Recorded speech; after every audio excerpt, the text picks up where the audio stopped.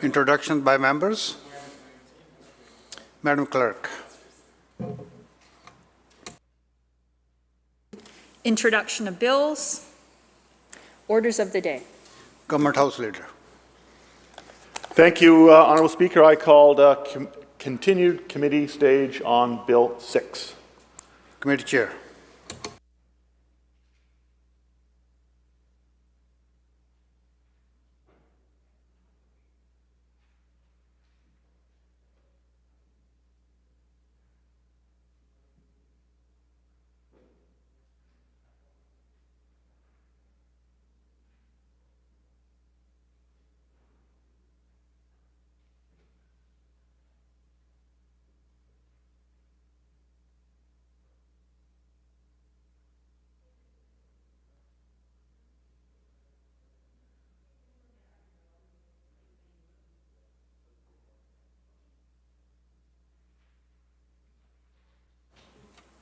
The committee will resume.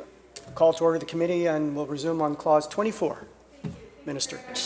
Thank you very much, Mr. Chair. I just want to, over the break, I had a little chance to reflect on my previous response, and I just want to provide a bit more clarity because I don't know if it was as clear as it could have been.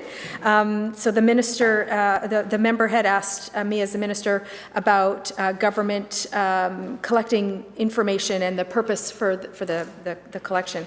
I want to clarify that while we might share aggregate data to help us understand, in terms of policy development, we cannot share personal information that we collect without the legal authority to do so, and the amendments in Bill 6 do not change their authority for sharing information. I want to make sure that the member understood that. Member for Peace River South. Thank you. I almost understand it.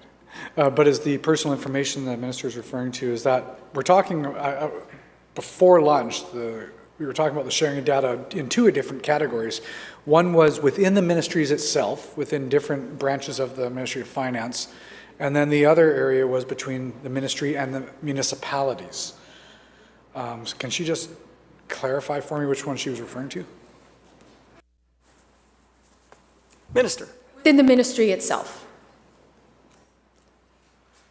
Member. Just before we move off this section, I'm just trying to, again, just get a couple of things clarified here. Are municipalities still applying for the grants, or if the municipalities are applying for the grants as a whole, is the administration actually fully centralized? Like, I guess where I'm going with this is we have been starting to hear from a few municipalities, and I even heard from one over lunch as well, with some of the concerns around a couple of different avenues of, okay, the government's taking on a big portion of it through the application process, but there's still some administration components that are required within the municipalities themselves, so it's not fully centralized. And one of them being, and I'll get to it a little later, is even around the collection of penalties. Now, we talked about that a bit, but again, it's the application process is through the government now. But if there's a penalty applied, is that going to be the responsible of the municipality themselves to be following up, or the administrator under this act?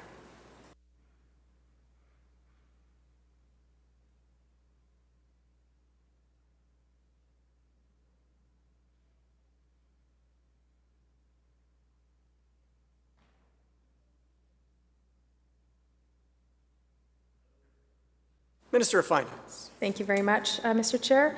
There are no penalties that are under this act. For Peace River South. Okay, so where I'm referring to then is more of, I guess, not so much penalties. It would be the absence of somebody applying for the act. They don't meet the deadline for the grant. They do or they don't, but I mean, let me just explain it to you this way. Let's go into the process then, if the minister can help me with this for people that are out there. And I'll use simplistic numbers, not actual grant numbers. But if somebody has received a tax notice from their community for $4,000 for property taxes for the calendar year of 2021, they're eligible as a homeowner for, we'll say, a $1,000 grant. When they go into City Hall, what check are they writing to City Hall on July 1st? Is it going to be, we both know the answer, but we want to make sure this is clear.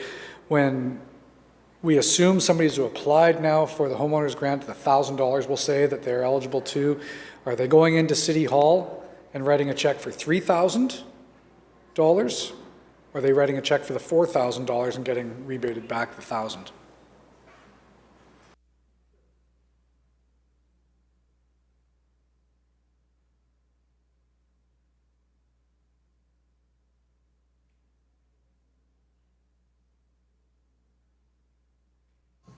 Minister.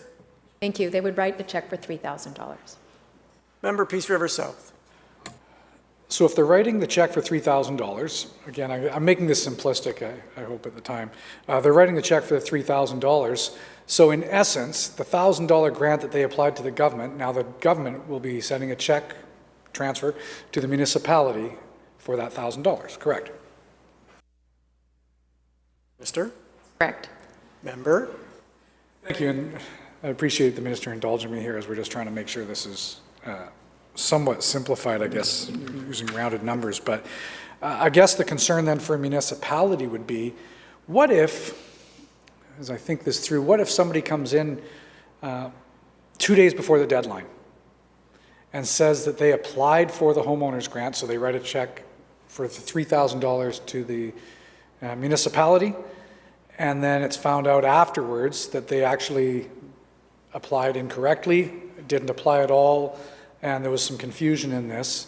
Who then, so I used the wrong term earlier when I said penalty, who then goes after the homeowner to say, actually, you still owe $1,000?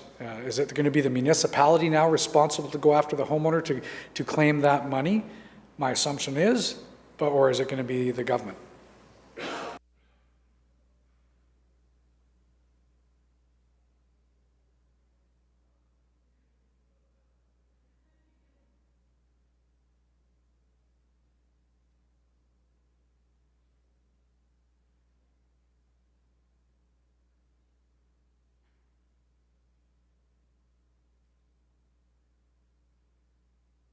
Minister. Thank you. So again, nothing's changed here. So just as always been the case, the municipality would be having to connect with the homeowner to collect on the taxes that they still owe. Member. So this goes back to, I guess, where I was going with the penalty portion of it, because if you pay your taxes late past the deadline of July 2nd, there is a penalty imposed by the municipality. And so I'm assuming the minister will say then, if somebody accidentally filled out their homeowner's grant incorrectly and there was still a sum, whatever that sum being, is owed to the municipality, then there could be a penalty opposed to that outstanding sum, and now that's the municipality's role to collect that penalty and the additional sum, since it might not have been caught by the ministry incorrectly applying for the homeowner's grant.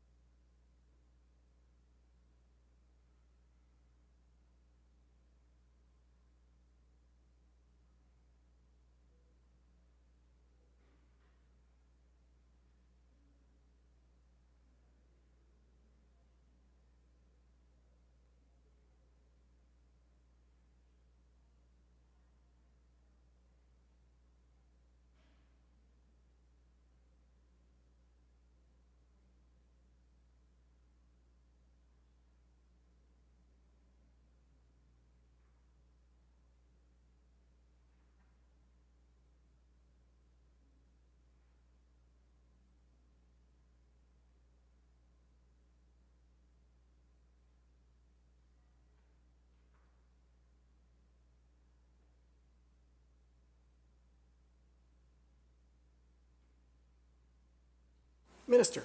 Thank you. So We, as the ones responsible for the homeowner grant, communicate with the municipality when the homeowner grant application was made to make sure that is accurate information. So if the homeowner applied for it on June 30th, then certainly the municipality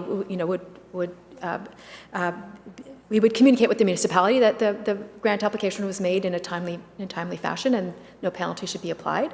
And if the homeowner makes an error, then certainly as a province we would work with the homeowner to make sure that their grant application is accurate and communicate that with them. But if just like now, if somebody makes a homeowner grant application that they're not eligible for and they're late, subsequently they're late paying their taxes, then that is up to the municipality about whether or not to pursue the penalty fees that are related with late tax remittance. Member? Thank you, Chair. One of the concerns along this line, one of the concerns that I'm hearing from municipalities is human nature being the way it is, and although the minister acknowledged yesterday by reading out numerous times the website that people can go on now, and no, I have not yet, even though she offered the opportunity for me to do. Majority of people, for whatever reasons, go in the last couple of days prior to a deadline. And so there's where municipalities have mentioned to me that those concerns around who's the one truly going to be put in the position now to go after people for something that may or may not have been done inaccurately by accident. So just using that example in the past again, I know in my riding too that we'd have some seniors that would come in 1 or 2 days before the deadline. They'd go to the counter with their piece of paper that has the little tab at the bottom. They check off the 2 or 3 things in order to qualify for the homeowner's grant. While they're at the counter, it gets stamped and then they pay their taxes. At which point somebody's right there telling them, actually, you filled out the wrong one, you should have filled out here. Now it's going to be online. So one of the concerns that I've been hearing, not only from some of these people, and again, municipalities, is if somebody does walk in a day or two before and say, well, I just filled it out online yesterday, we're now taking their word for it. I'm assuming, Minister, correct me if I'm wrong, but this is not going to be as real time as we would hope. If I apply this morning, the municipality is not getting notified that afternoon that I applied for the homeowner's grant correctly or incorrectly. So therein lies some of the challenges, and I canvassed that a little earlier during the debate around the flexibility within the ministry and the municipality in the first year. Obviously, we hope this, I think, we're supporting the centralization idea, but, I think it is fair to acknowledge and say that there are some people who have concerns in this first year. That doesn't necessarily mean they will act on those and work earlier to apply for the homeowner's grant. But then municipalities as well who are saying, well, if this is truly centralized, now all of a sudden we're in the position where we have to ask the people when they come to the counter, did you apply for your homeowner's grant, yes or no?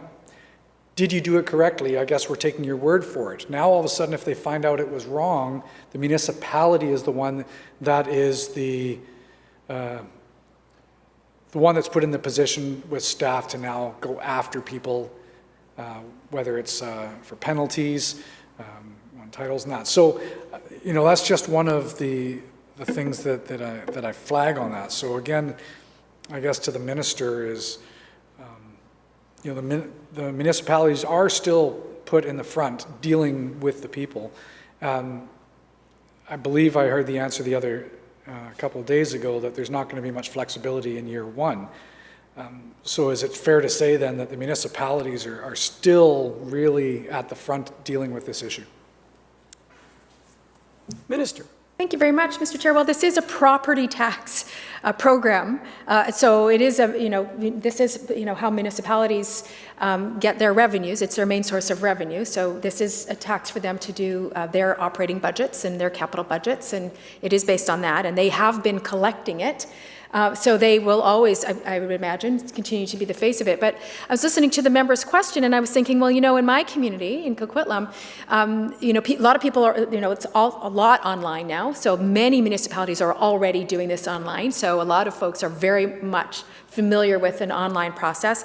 But also, there are some that do, we have a quick mail drop in the underground parking in Coquitlam, where you can just drop in instead of having to stand by the desk and get the stamp, because people would wait for hours, which was inefficient and problematic to wait for hours in front of a counter.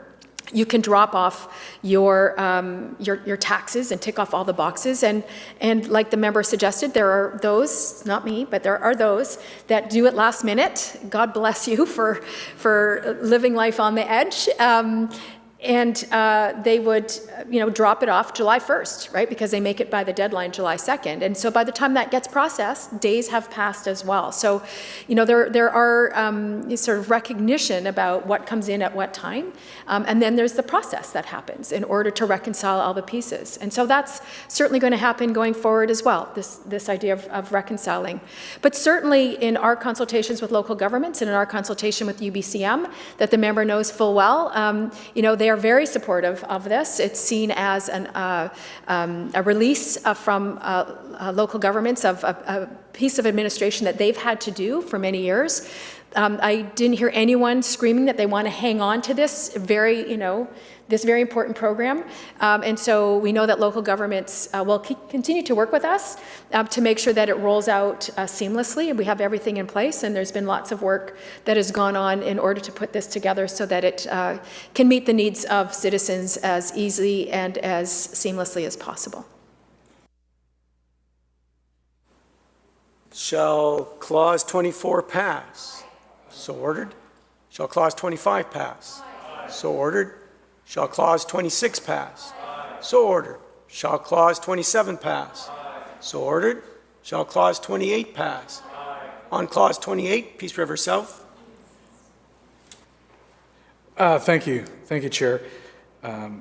Again, some of this stuff is just technicalities, I guess, in some ways, but an opportunity also for just to put a few things out there more for information as well. And I apologize, on Section 28 I'll have a question, but I just want to go to the Minister's last comments and then give her an opportunity as well. Maybe I'll do this.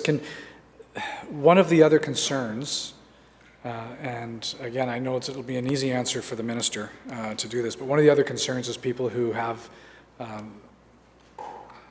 payments on the grant paid through by, or not payment on the grant, sorry, their taxes paid for through their financial institution. We haven't really covered that one off yet, and so for clarity, I'll give the Minister an opportunity to explain that, the way the municipality notifies a financial institution, because some people that I've been hearing from are worried that now this is another example, the bank's going to pay the whole thing owing, and then they have to figure out how to get a rebate on the homeowner's grant. Pretty sure the Minister knows the answer to it. Give her an answer to put on the record.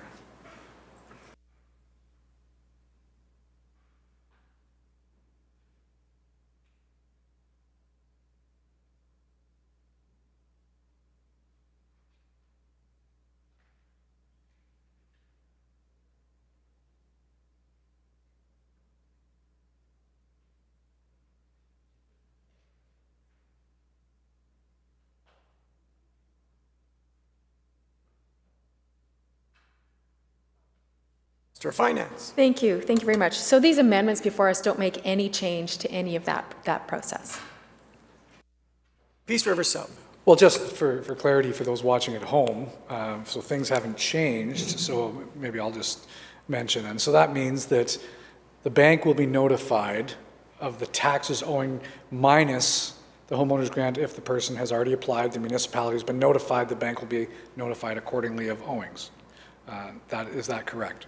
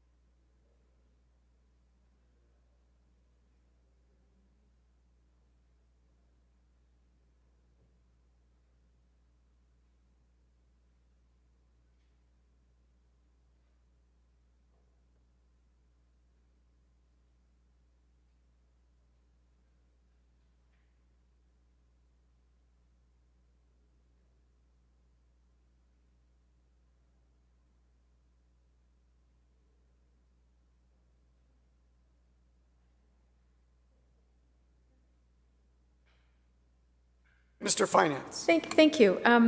So I think it's important to recognize that each financial institution will have their own process, and so to list that all out here is probably not going to be particularly helpful. There's nothing here in the with these amendments that change any of that portion of how people pay their taxes. This is really just around where the application is made for the grant. And it's made to the province communicates to the municipality, and that's where the reconciling will happen. So the way people pay their taxes doesn't change at all. Peace River South. Thank you. Appreciate that. I mean, I might have worded my points maybe a little bit confusingly, but that was the gist of where we were trying to go, I think, just for people who had concerns out there of how this was going to happen, because as you know, so many people out there might just have monetary amounts deducted and put into an account and then paid for by the bank.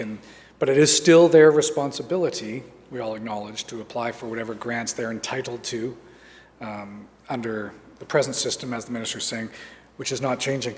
In section 28, if I'm understanding this also, it's amending language to enable for municipalities to pay a grant amount. Can the minister give an example of when a municipality is paying the grant amount? I'm trying to reconcile that.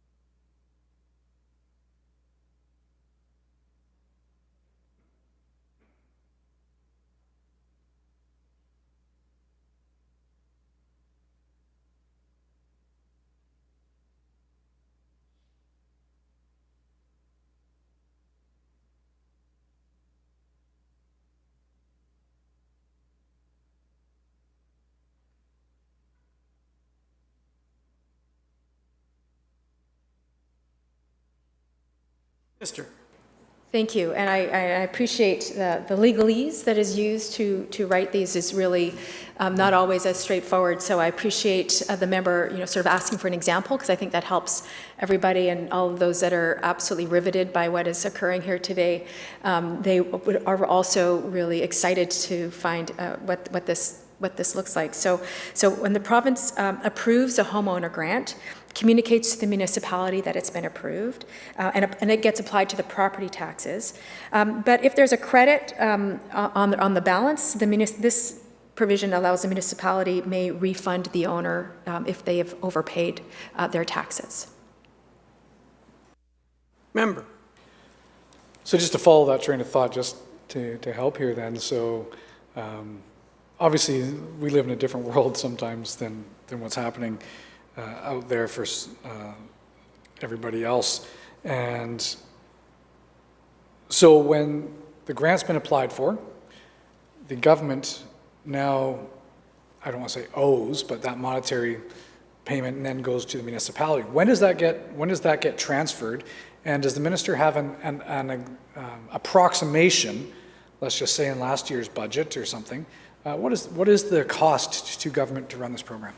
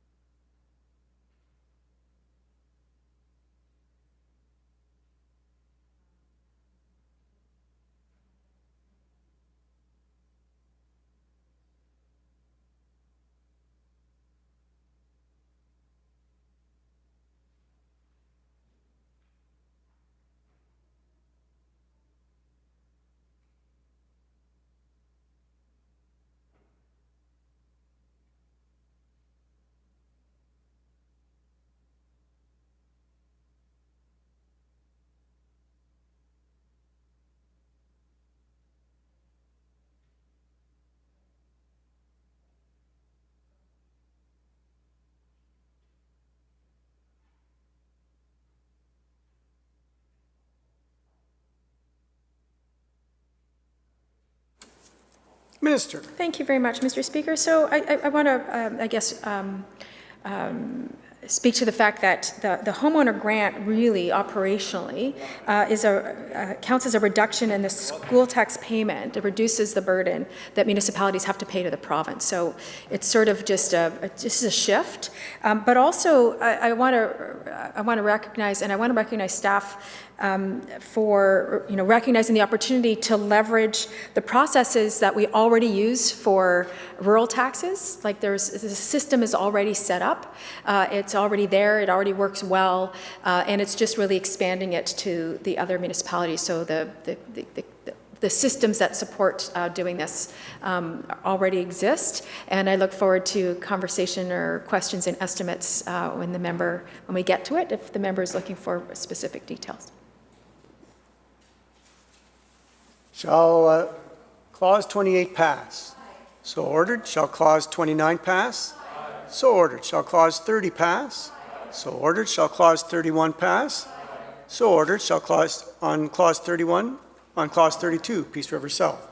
And thank you to the folks on the screen for showing your white cards. Appreciate that too.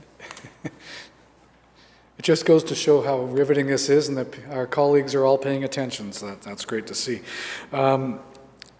Thank you, Chair. And then so on Section 32, Clause 32, this is really around the auditing, repayments, reviews.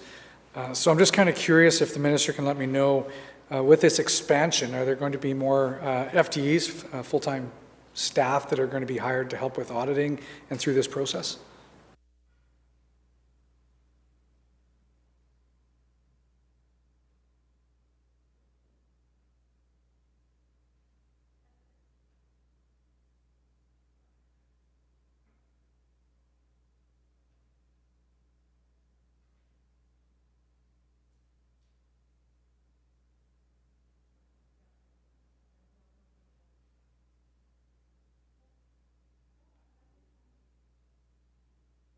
Minister. Thank you. As I had said before, and there had certainly been, audits previously, and so we are leveraging an existing system, and I look forward to budget debate and to the estimates debate. I am keeping track of all the questions that I'm expecting from the member opposite, so that I have some really good, robust answers for them.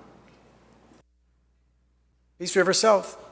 Well, I'm looking forward to those answers. It's unfortunate it's about 2 months later than normal, but I am looking forward to those answers as we get to the budget process.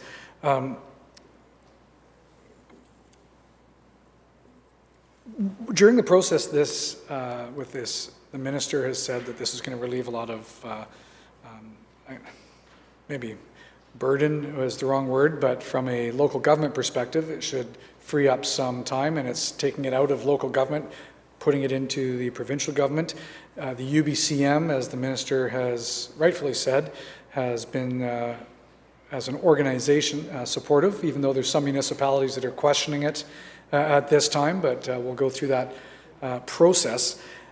In those discussions, was there any, since we're talking about the benefit to local government, was there any specifics that were highlighted by the UBCM around what this will actually save local governments, or any monetary assistance that this actually has to local governments?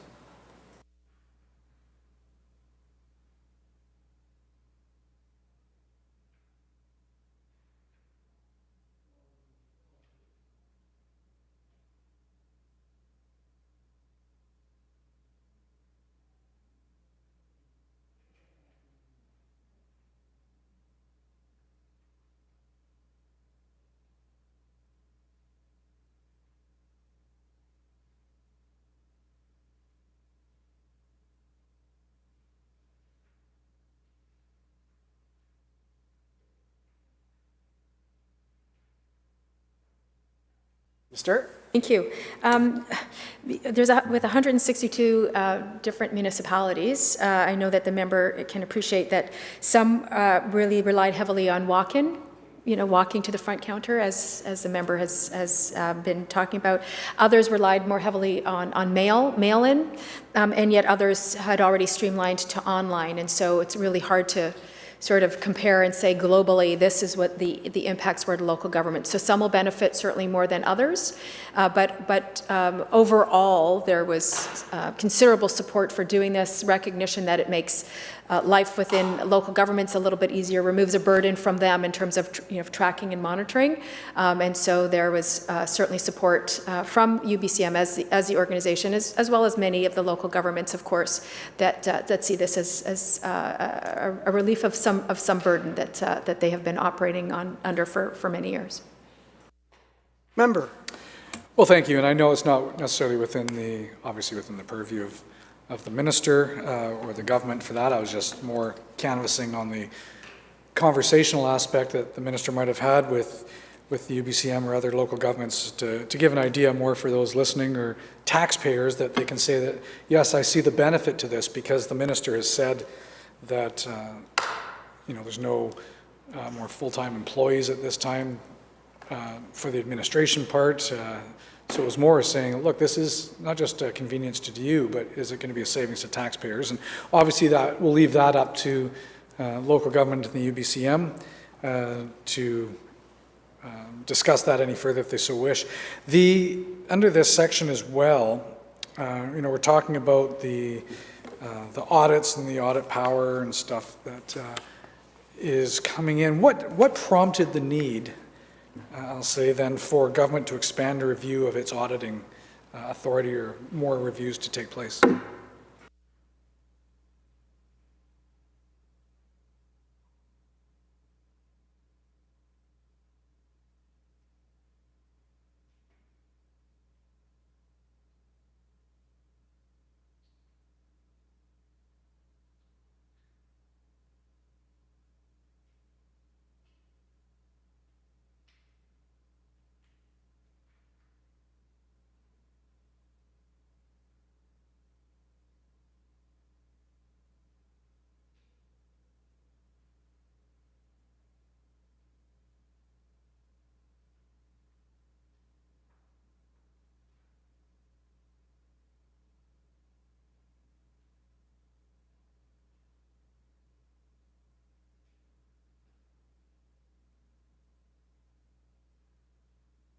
Minister. Thank you. So the only expansion here that is in this legislation is the ability to provide a refund if the homeowner is entitled to receive the additional grant, and making sure that they're eligible for that.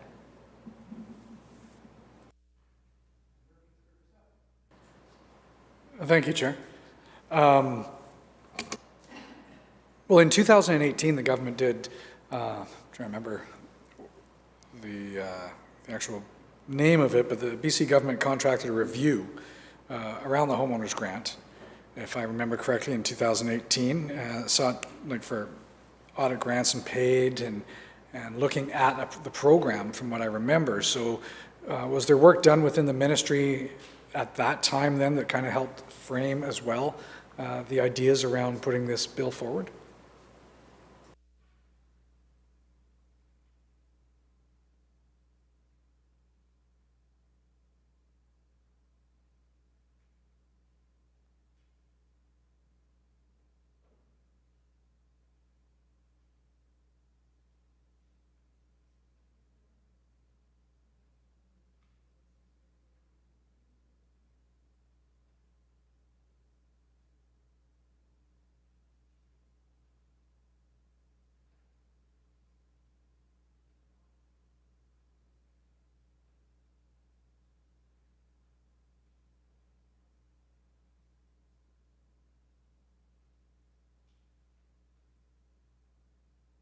Minister. Thank you. I'm wondering if the member could clarify which review he's referring to, because I'm not 100% sure which one he's talking about.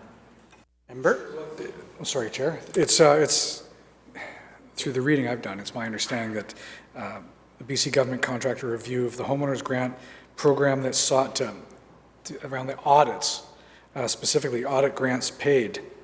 And so I'm not sure if that gives enough information to the minister for her staff, because if a review is done around the auditing process, like under this section, for grants, I'm just asking if that is the case, if that work was done, and if so, was that part of the information put this act and bill, together? And if I'm incorrect, the minister can tell me so.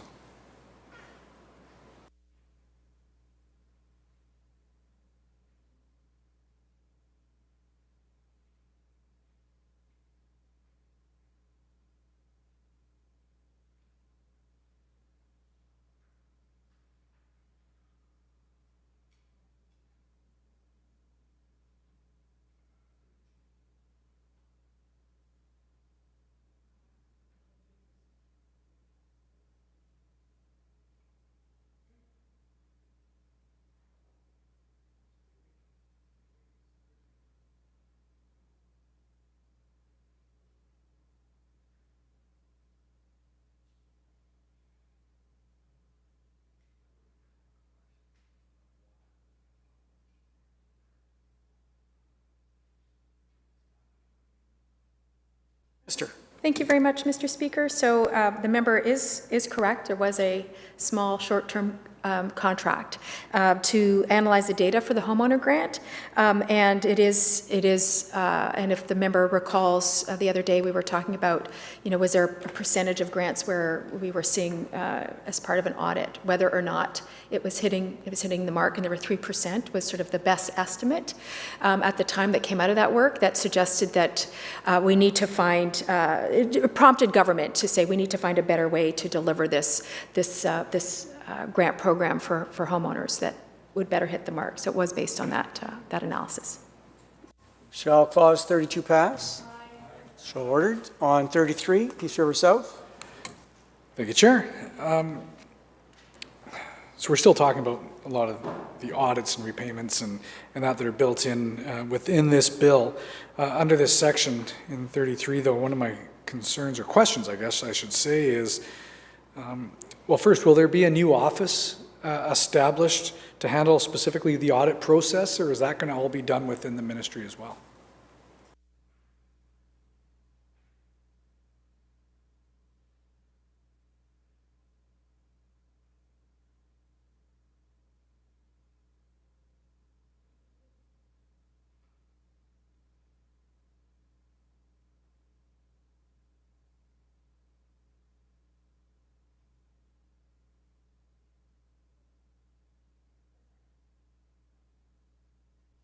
Minister.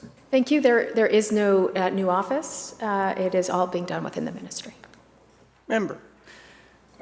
Presumably under the property taxation branch will be taking part of that. Can the minister confirm if all applicants for the grant that are required to repay the grants must also pay interest on that grant? And I'll leave with that for now.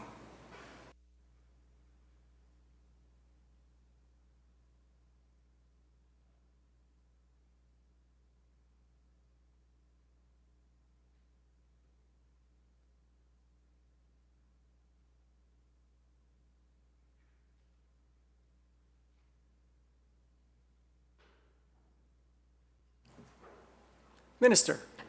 Yes, they would have to pay interest, and that's not new. That's always been the case. Peace River South. Is there interest charge if the error was administratively was incorrect through administration here within government, now that it's going to be brought in here?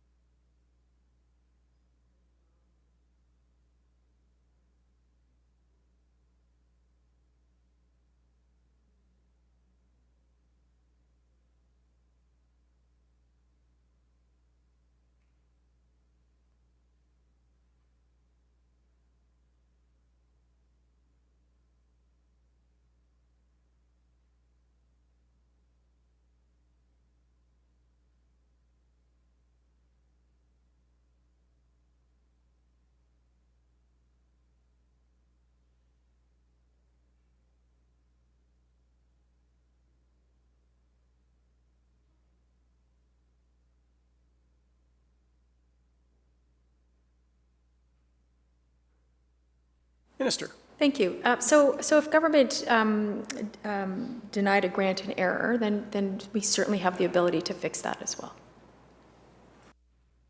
Member. What's the process for an individual homeowner around appeal then?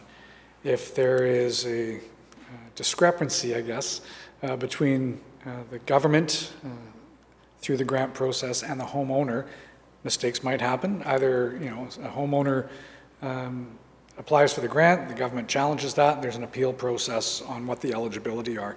Where does somebody appeal? How will that process work?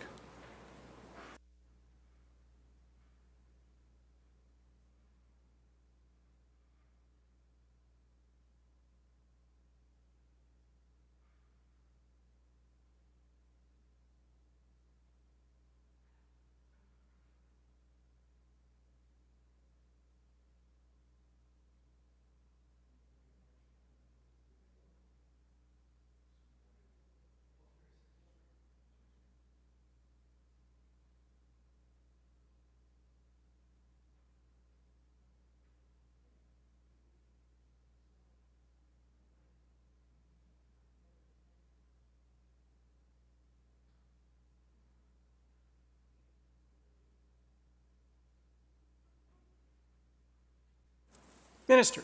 Thank you. Well, so the appeal process hasn't changed. It's the same. So they can always make the appeal, which is to the minister. And then continue. Shall clause 33 pass? Aye. So ordered. Shall clause 34 pass? On 34, member? Thank you, Chair. I can just try to flip to 34 because I'm sure I'll come up with some questions there. So this is around the recovery of amounts owing. And what is the rate? What's the anticipation? We talked about fraud earlier. The minister talked about 3%, possibly 33,000, we're just saying, but we know that's just an estimate through a small audit. And so I'm just curious, though, on the recovery of outstanding monies or penalties, what kind of rate of disentitlement is there out there or non-compliance with this? What's the work that will need to be done, or the money, I guess, that through the ministry that will have to be sought after?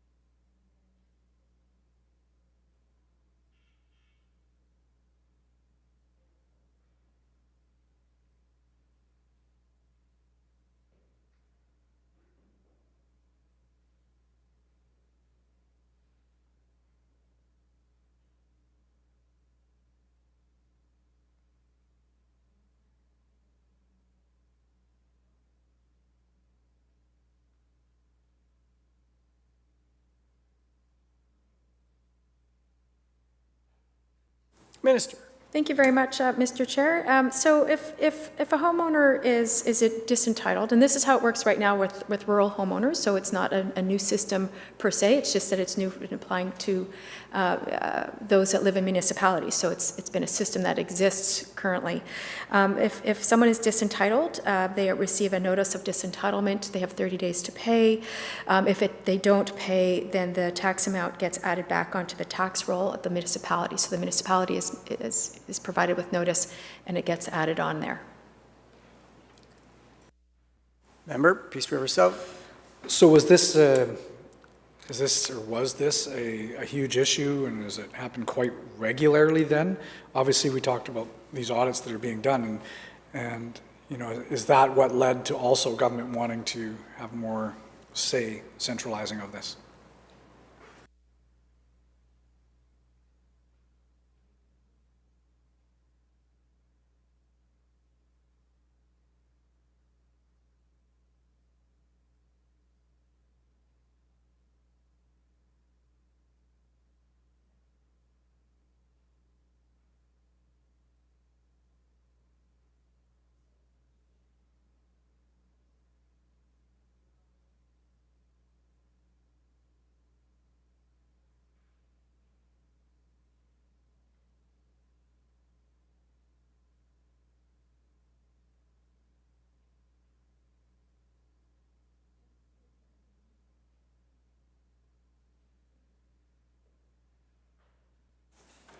Minister. The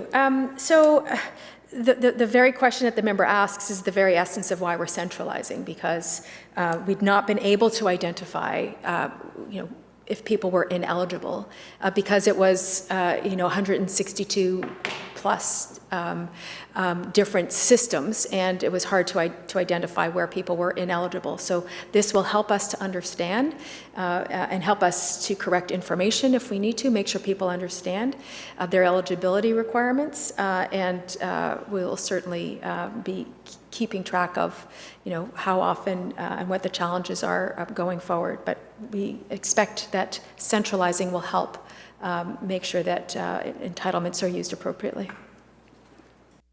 Member. Thank you. The minister said so. If there was a disentitlement and the homeowner is given notice and 30 days to pay back, what happens if they don't? Minister. So the municipality is informed of this, that they haven't paid back, and it gets applied to the tax roll going forward. Member.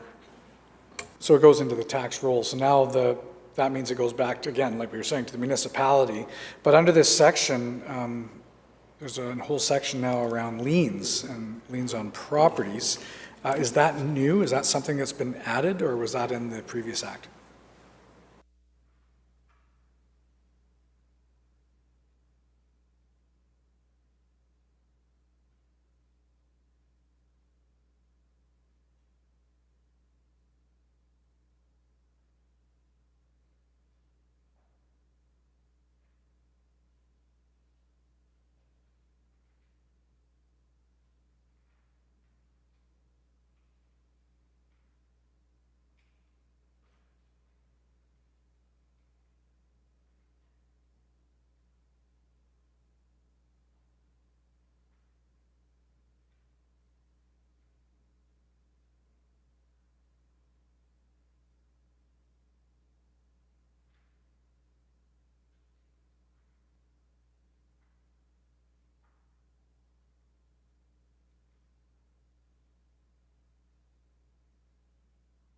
Minister. Thank you very much, Mr. Speaker. The lien is a new provision, and when notice of disentitlement is not recognized, and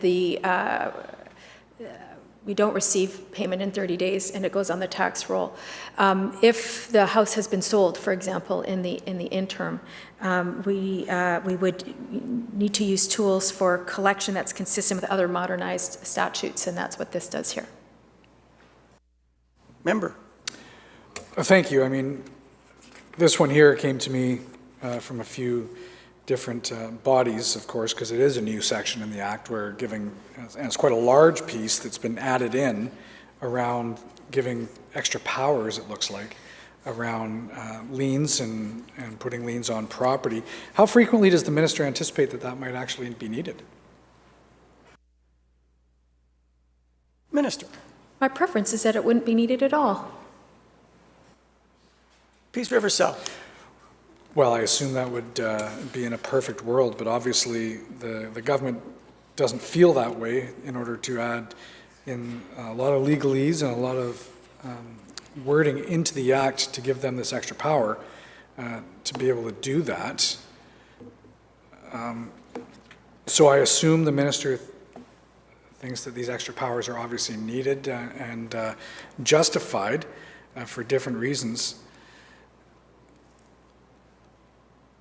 Can the minister just explain then, so the process, maybe it's an unfair question, but the process, if the ministry actually has to put a lien on a property, we go back to the whole appeal process, but under this, what I read is there really is no appeal process. If you've gone through, you've been notified, you don't pay tax rolls, now there's a lien on a property for whatever reason, you know, it can create a huge issue around sale of a property or change of a property if there's liens, as the minister would probably acknowledge. So what would the process be then for somebody to remove that lien, you know, once it's been administered by the province?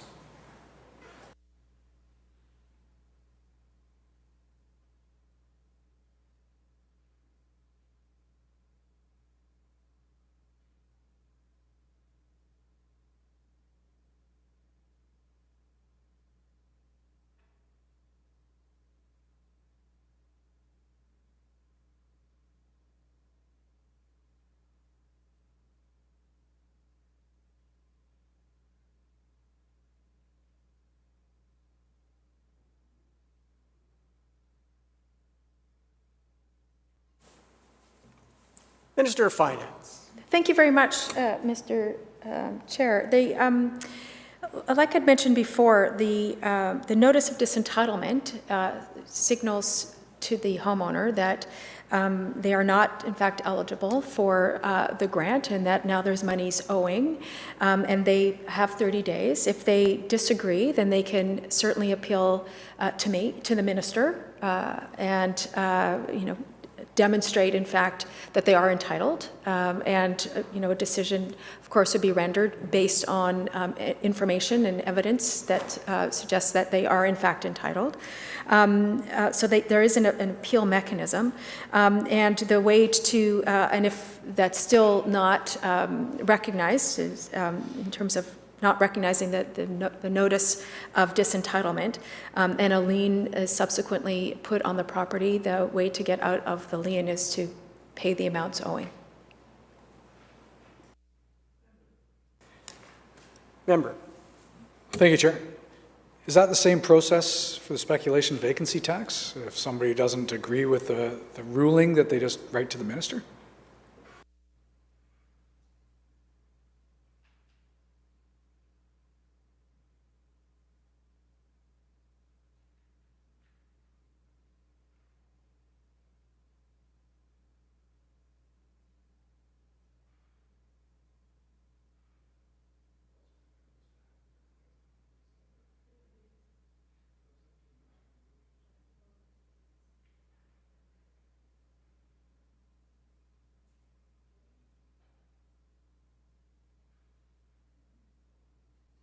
Minister. Thank you. Under both instances, there is absolutely a right to appeal. Member. So just for, I'm not sure what advice she was just given by staff, but when the right to appeal, the minister, and I'm not trying to be creating an issue on this. This is just more for clarity, because we have a lot of people right now under speculation and vacancy tax who don't agree with the definition or ruling that the ministry has applied on them, and they seem to be sent in circles all the time. And you know, that's why things come to us in opposition of where do we send this? And if the minister's saying it's the same process, I appreciate that, and this is more just so people know where under the homeowner's grant, if there's disentitlement and a review or speculation, does it just go to the minister and then she deals with it appropriately? Minister of Finance. Thank you. So as the member, is recognizing, in both these instances, there's legislation that governs, that determines what the rules are and what the thresholds are. And so that is written in the legislation and adopted by this House. People do have a right to appeal if they believe that they don't meet that threshold, or they don't, or that they're somehow captured in something that isn't in the legislation. So that there is that opportunity for that. That's right there for both of these taxes in the same manner, which is to appeal to the minister. Member. Thank you, Chair. Welcome to the Chair. Also in this section, it talks about collection. So we've talked about the different processes in order to gain the grant funds that have maybe been applied for incorrectly and that are owed. And in here it also talks about going to collections. So somewhere in there through that process, before it would be a lien, I assume it goes to a collections process. What I'm curious about that is and I didn't see it in here, and the minister can point it out for me, but if somebody's sent to collections, is their interest applied, or is the collections just to the outstanding amount that was incorrectly in the grant?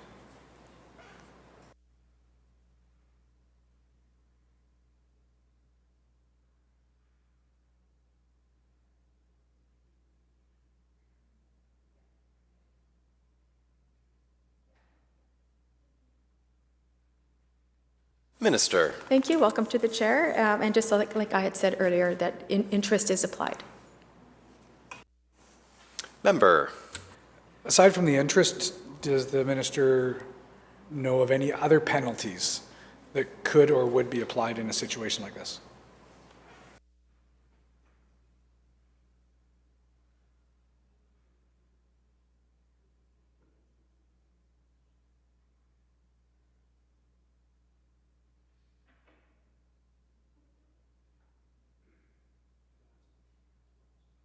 Minister.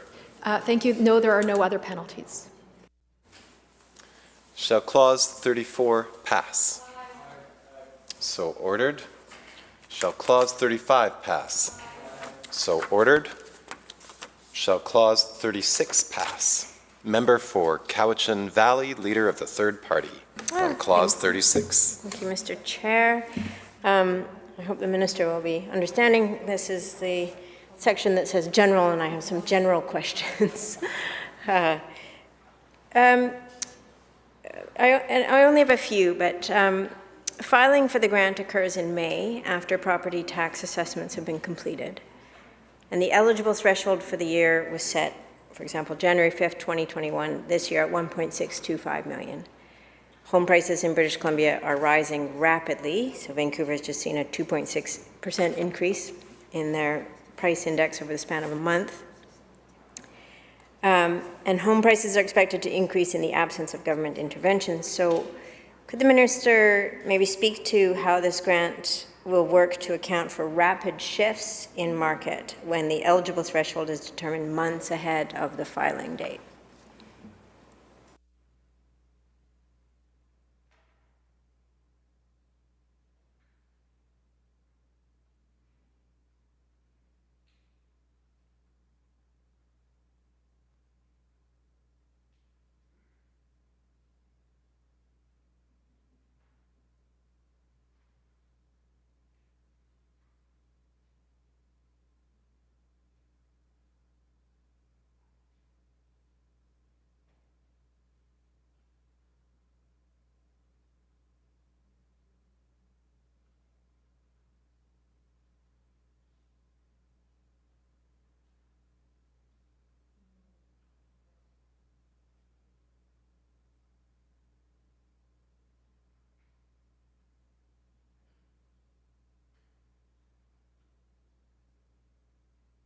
Minister. Thank you.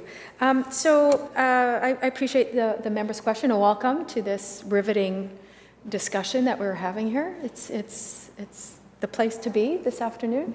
So I want to remind the member and all the members of the House that assessed values are determined on July 1st of the previous year, and the threshold is based on that. So it's always looking backward, and that's the value that the threshold is set on that value, not on the market value in the moment of the date. So it's a bit of a look behind, and that's where it's based on it.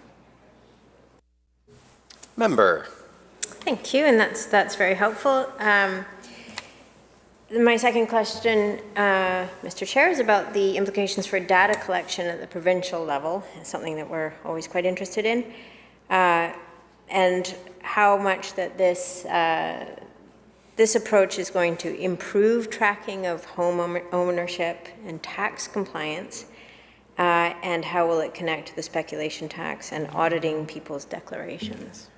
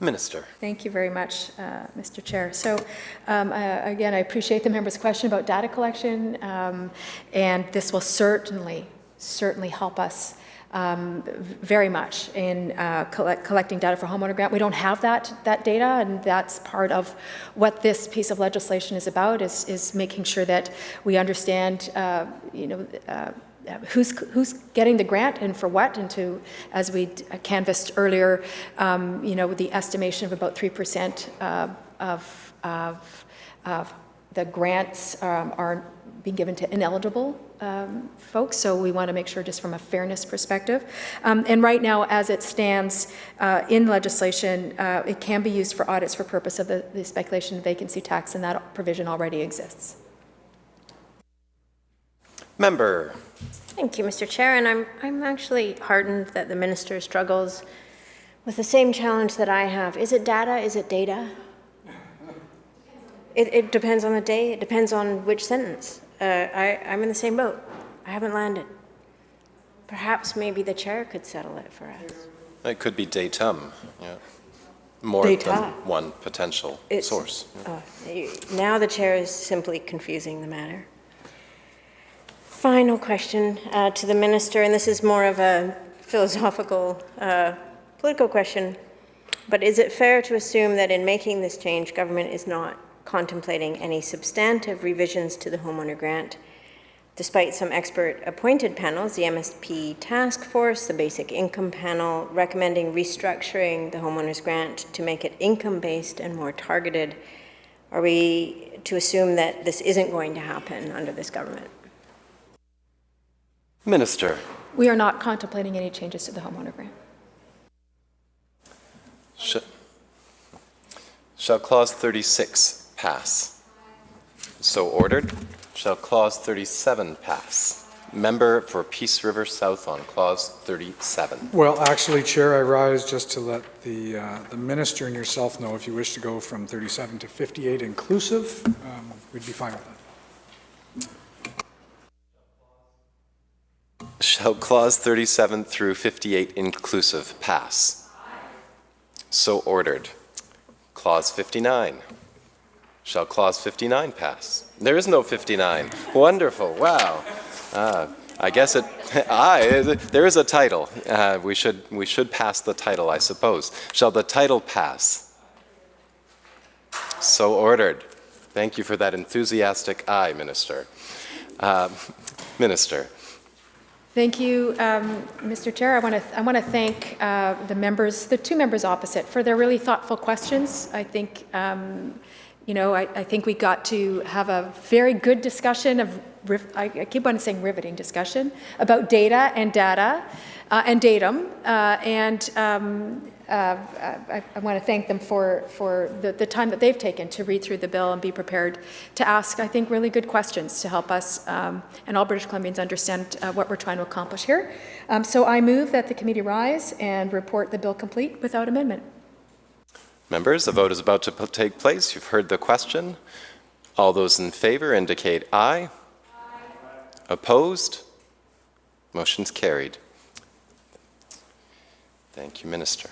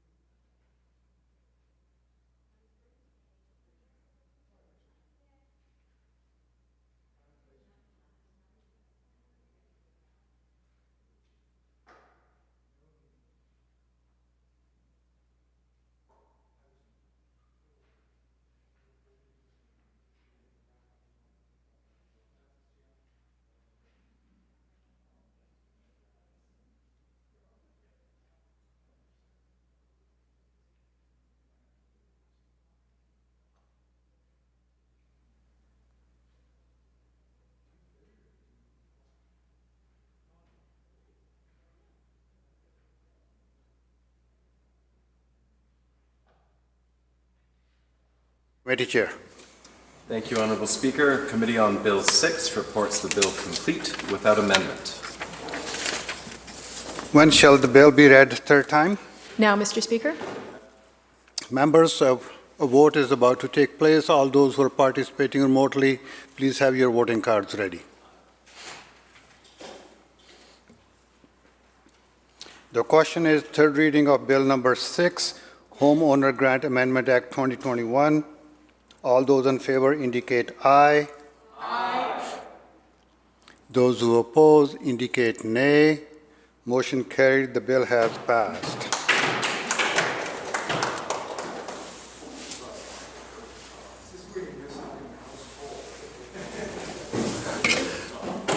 Government House Leader. Thank you, Chair. I call committee the whole Bill 9, Local Elections Campaign Financing Act. Thank you. Committee Chair.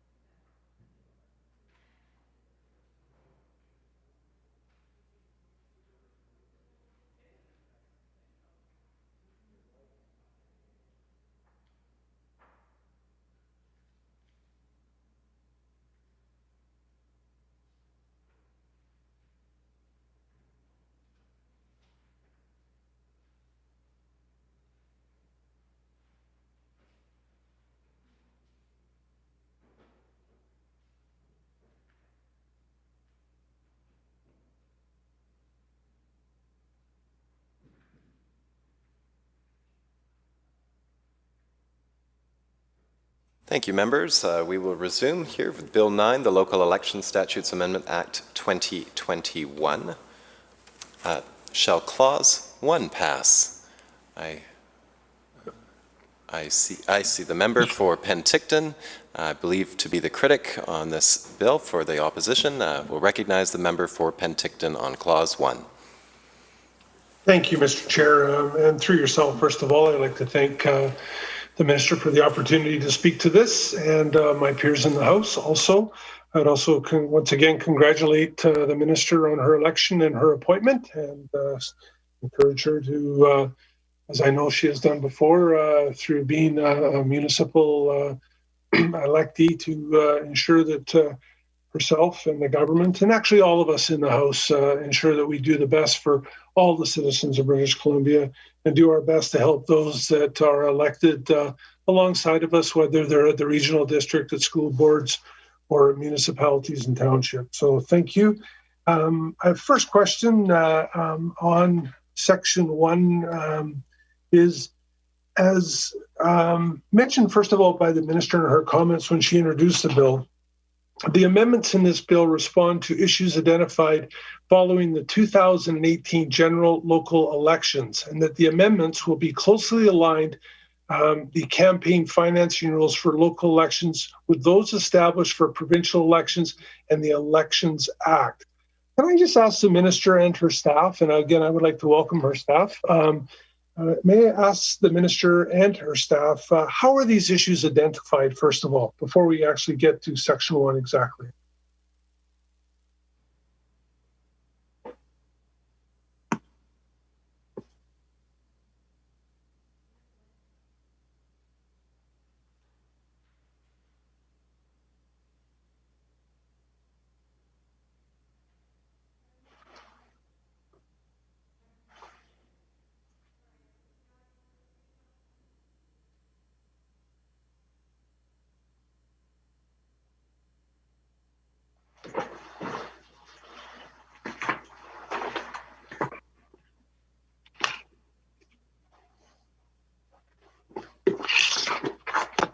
If I might remind members to please mute.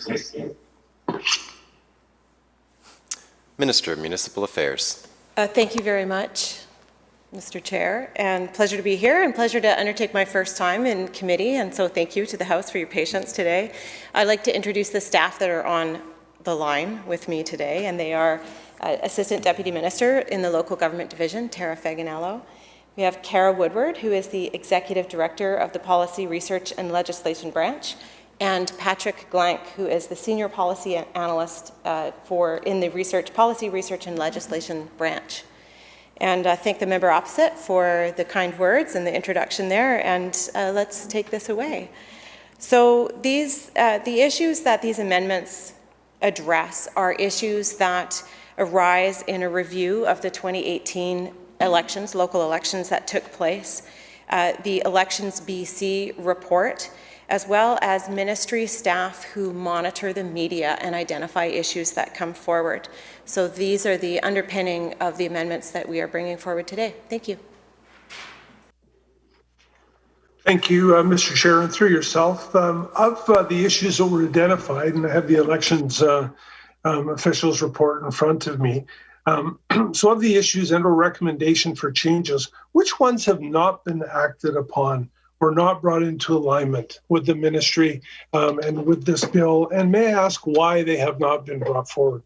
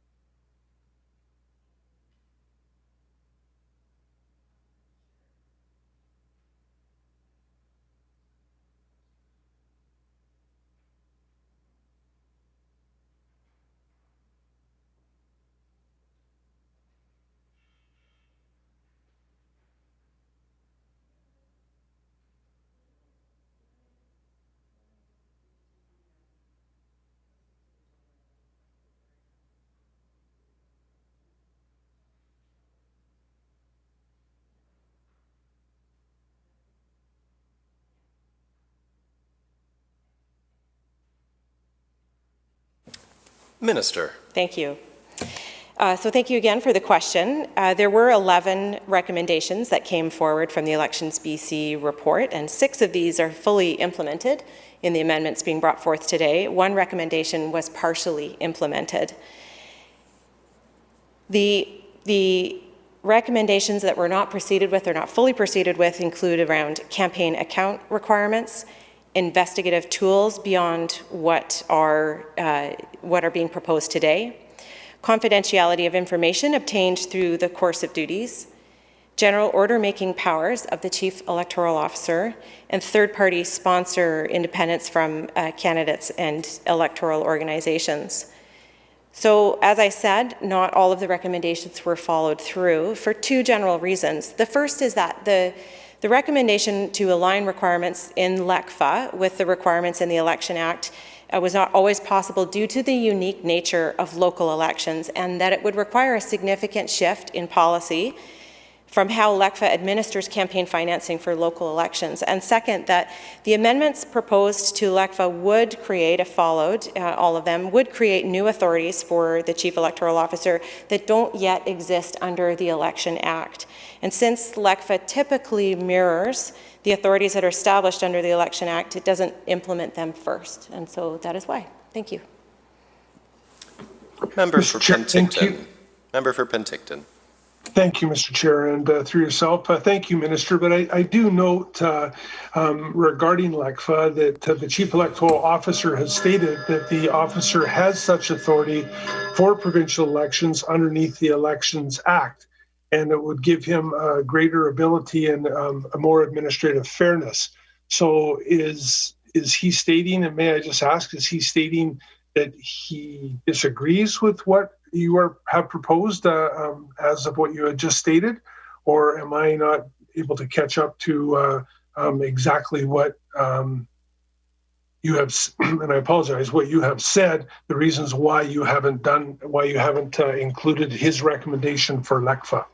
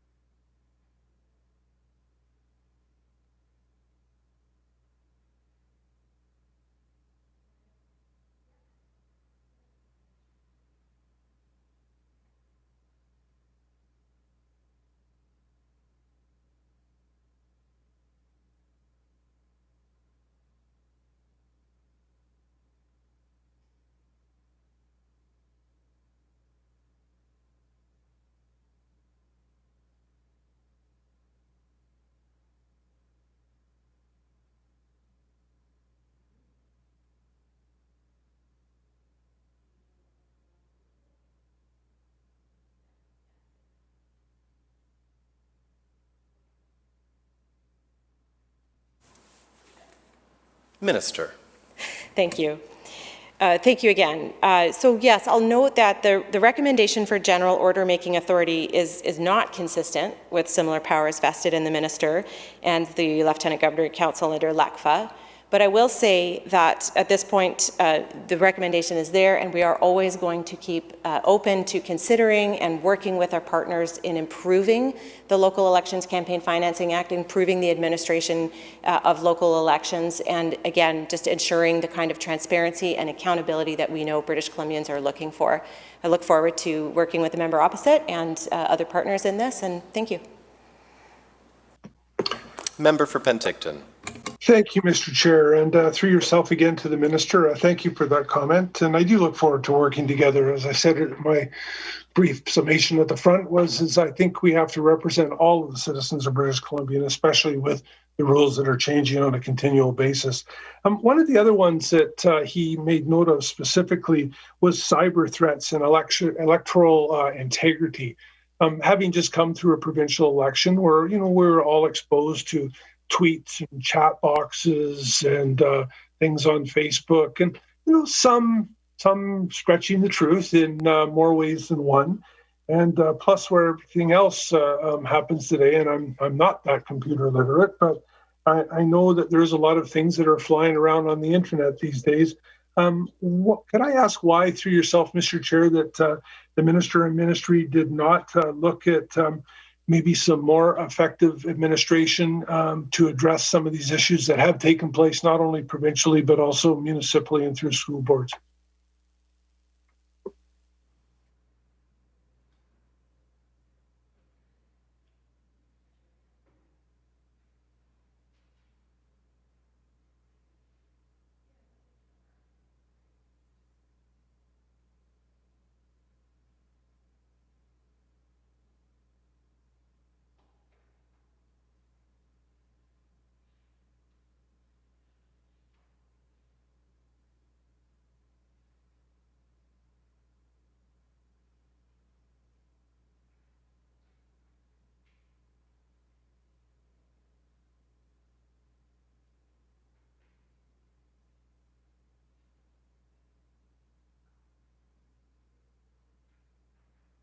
Stir.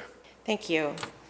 So yes, thank you again for the question. The report that the member opposite refers to is the May 2020 report that came forward, and the recommendations were directed towards the Attorney General, my colleague sitting to the left of me here, and to the changes that are required in the Election Act as well. And since LECFA follows the Election Act, we are still actively considering this, and I will be working with my colleague on this in the months to come, and very much look forward to that. But also, I just want to recognize that the member is making the inference too about how technology is changing rapidly in this world, and indeed that is the case, and it is incumbent on us to consider that. And one of the changes that we are bringing forward today in the amendments are around the role that digital communications play. So one of the amendments we are bringing forward is allowing Elections BC to compel online platforms to produce records on advertising, a small but important step towards the acknowledgement of that changing technological world. Thank you. Shall Clause 1 pass? Member for Penticton. Sorry, just quickly, and I do apologize. I would just like to thank the minister for those comments, and through herself and to the Attorney General. I do hope we keep an eye on it, because as the use of technology and the use of a lot of these online functions increases, I can assure everybody that there will be more and more issues being brought forward, especially at election time. Mr. Chair, through yourself, just on Section 1, my last question, and actually the only question really on Section 1, is election advertising during the campaign period is partly defined in 1AI as a communication that promotes or opposes, directly or indirectly, the election of a candidate or an electoral organization that is endorsing a candidate, including a communication that takes a position on an issue with which the candidate or electoral organization is associated. The definition of the election advertising during the pre-campaign period is partly defined in 1BI as a communication that promotes or opposes, directly or indirectly, the election of a candidate or an electoral organization that is endorsing a candidate. My question through yourself, Mr. Chair, is why does the pre-campaign definition not include including a communication that takes a position on an issue with which the candidate or electoral organization is associated? Thank you, Mr. Chair.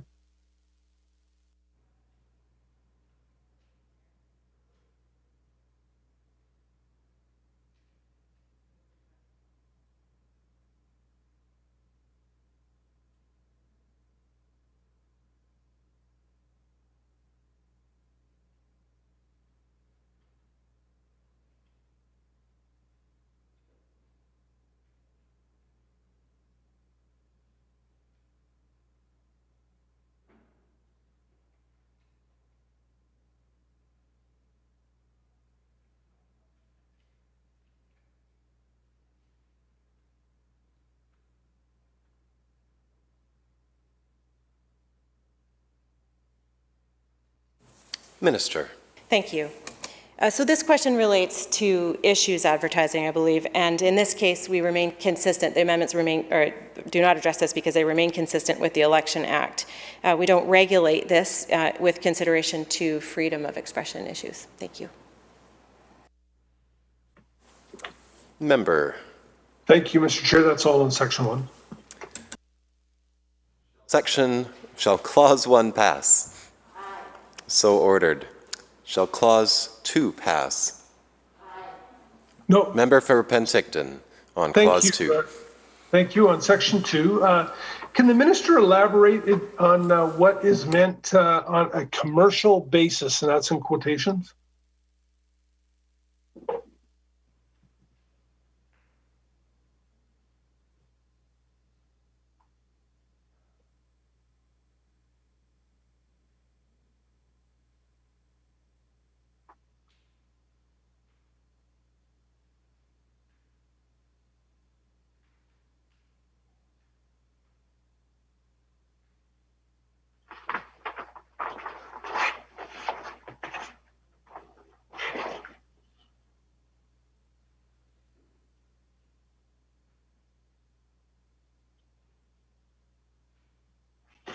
Minister.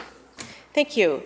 So in this case, we refer to advertising undertaken on a commercial basis, meaning that a person is paid to undertake activities such as canvassing or mailing, so non-volunteer, a person that is paid. Thank you.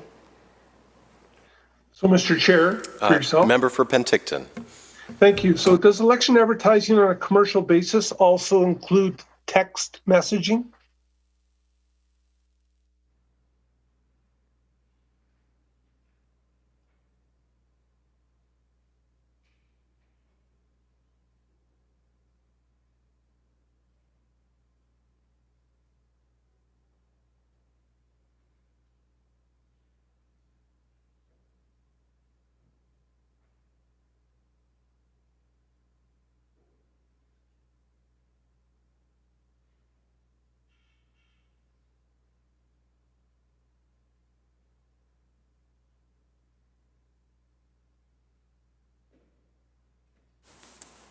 Minister.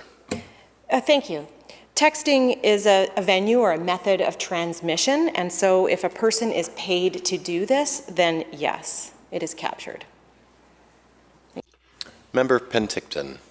Thank you, Mr. Chair. And the reason I asked that was it says in the Act, Section 7(2)D, is explaining election advertising does not include, it says, states the transmission of an expression by an individual on a non-commercial basis on the internet, by telephone, or by texting messages of his or her personal views.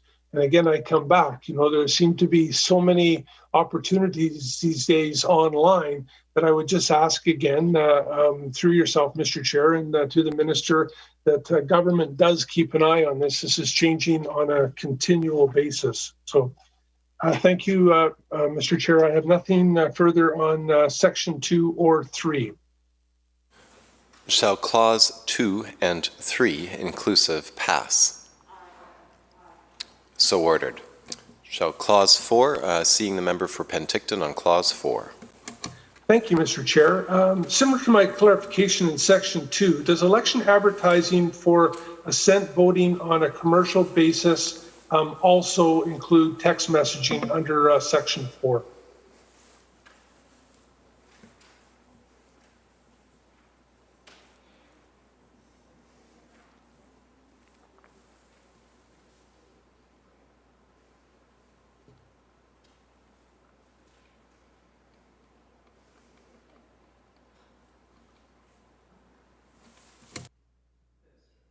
Thank you. Yes, the rules are consistent for assent voting as they are in regular local elections. Thank you. Member. Thank you, Mr. Chair. That's all on section 4, and we could jump to section 16. Shall clause 4 to 15 inclusive pass? So ordered. Moving to clause 16, member for Penticton. Thank you, Mr. Chair.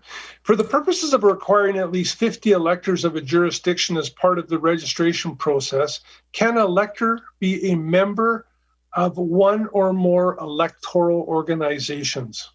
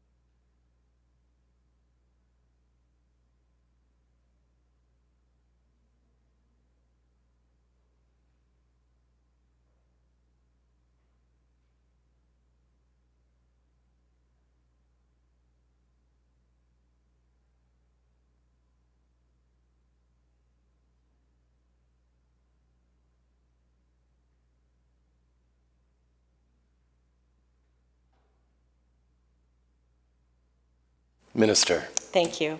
The rule for regarding 50 members of an electoral organization already exists under the Local Government Act, and yes, you may be a member of more than one electoral organization. Thank you. Member Penticton. Thank you, Mr. Chair. How can an electoral organization be deregistered if it promotes candidates or values that are contrary to those accepted by British Columbians?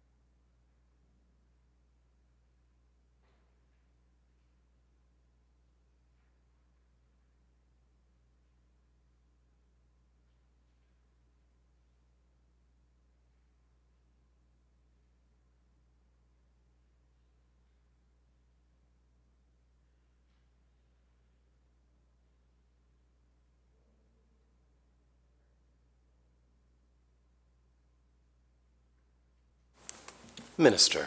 Thank you. The Act doesn't have provisions to deregister an electoral organization based on an issue or on its platform. This would be a freedom of expression consideration. Thank you. Member for Penticton.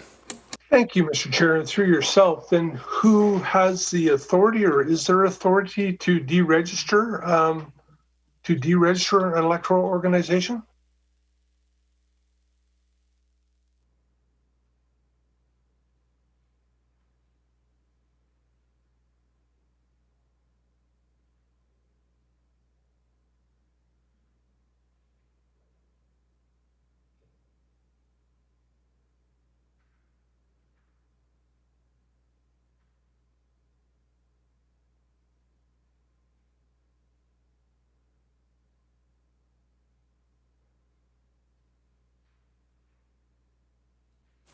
Minister. Thank you. Elections BC has the authority to deregister an electoral organization based on the requirements of the Act. Thank you. Member.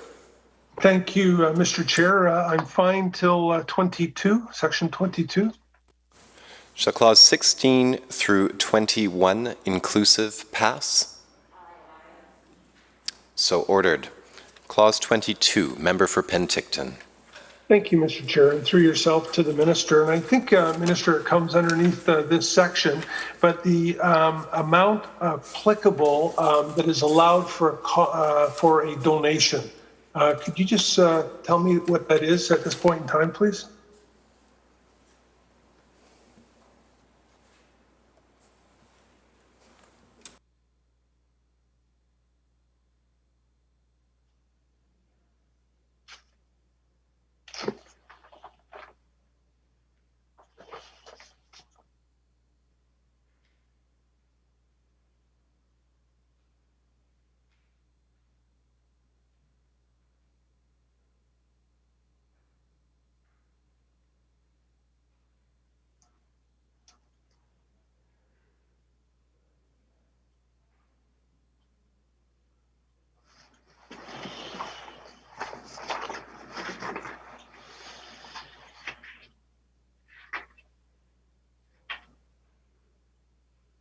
Minister. Thank you.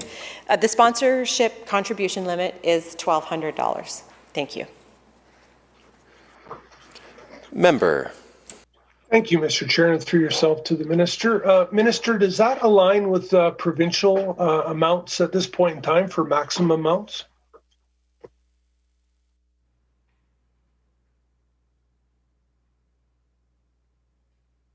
Minister. Yes. Member. So, thank you, Mr. Chair. If memory serves me correct, though, I thought it was with the cost of inflation from the last election, it was like $1,254, something like that, $1,254. So that's what I was just curious about, if both the totals would be the same for the maximum contribution.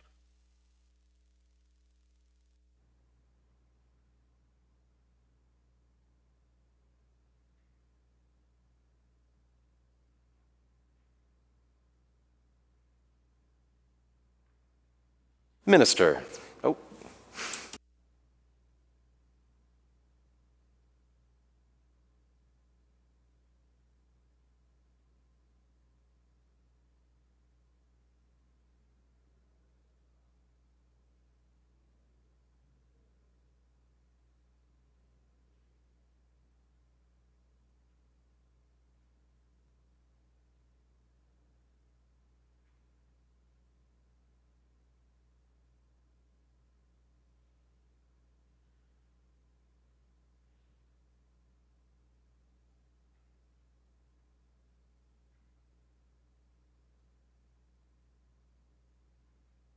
Minister. Thank you. So yes, it is $1,200 with the ability, well, an inflationary adjustment, and we can get back to the member with the exact figure. Thank you. Member. Thank you very much, Mr. Chair. That is fine for section 22 at this time, but a question on 23. Shall clause 22 pass? So ordered. On to clause 23. Member for Penticton. Thank you very much, Mr. Chair. And through yourself, it's regarding advertising through an individual or organization basis. And I think it will fit underneath this, again, through yourself, Mr. Chair, to the minister. But sometimes individuals take out advertising as an individual supporting a campaign candidate or not supporting a campaign candidate. Does that fit underneath here, and who controls that at this point in time with the changes that are taking place underneath this Election Act?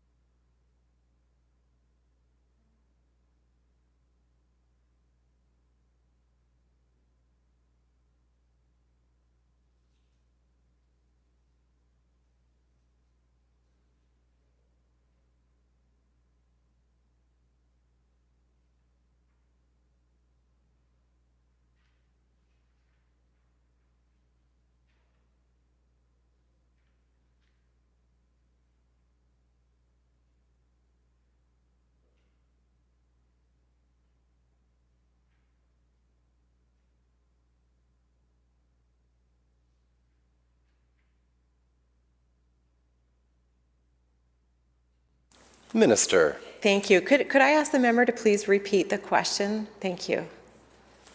Member Penticton. Thank you, Mr. Chair, and through yourself. My question was for individuals, and it's happened in the past where an individual takes upon the liberty themselves to put an advertisement out either supporting or not supporting the candidate. Does that fit underneath this section, and who is the authority over doing that? I'm assuming it's Elections BC, but I'm not positive, and just for my knowledge. Thank you.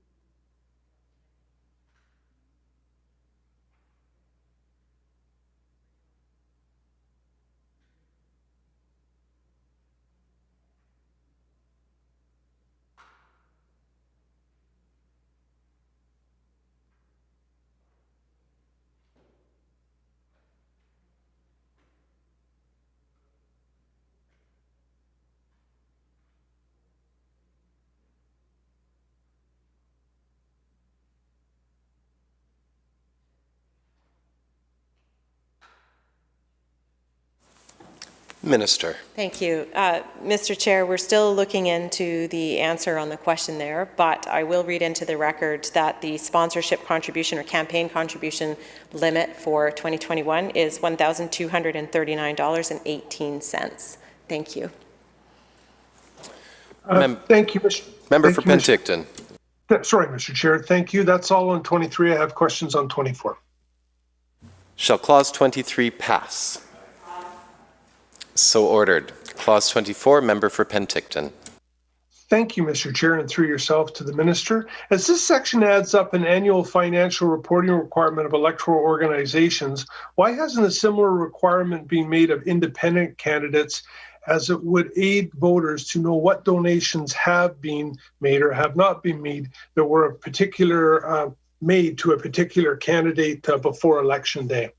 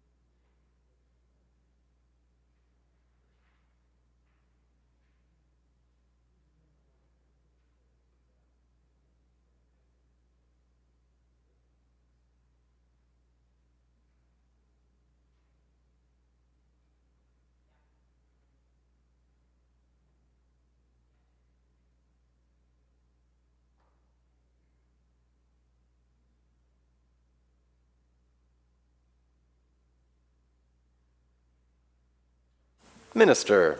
Thank you. So with respect to why electoral organization, the requirements for annual reporting doesn't apply to large independent campaigns, I'll start off maybe by saying how these amendments altogether are creating greater transparency and accountability of the financial activities of electoral organizations in between elections. The amendments do focus on the transparency of electoral organizations, and they aren't going to apply to independent campaigns. But in these cases, the existing rules still apply. So for all candidates, the rules around source contributions, around contribution limits, they still apply, as does the requirement to disclose expenses and contributions after the election is over. The rules that we're proposing are different from what they were previously. It is an amendment, and there's a number of changes, which if the member opposite would like me to go into, I certainly can. But perhaps I will close by saying one of the reasons why independent campaigns are not being considered at this time is because there are over 1,600 different independent elections that take place during a local election. And so the amount of administration and requirements for that would be challenging, and that's one of the reasons why they aren't considered at this time. Thank you. Member Penticton. Thank you very much, through yourself, Mr. Chair, to the Minister. A question of follow-up, and then why didn't the Minister and her staff include a provision for real-time donation disclosures for both electoral organizations and independent candidates?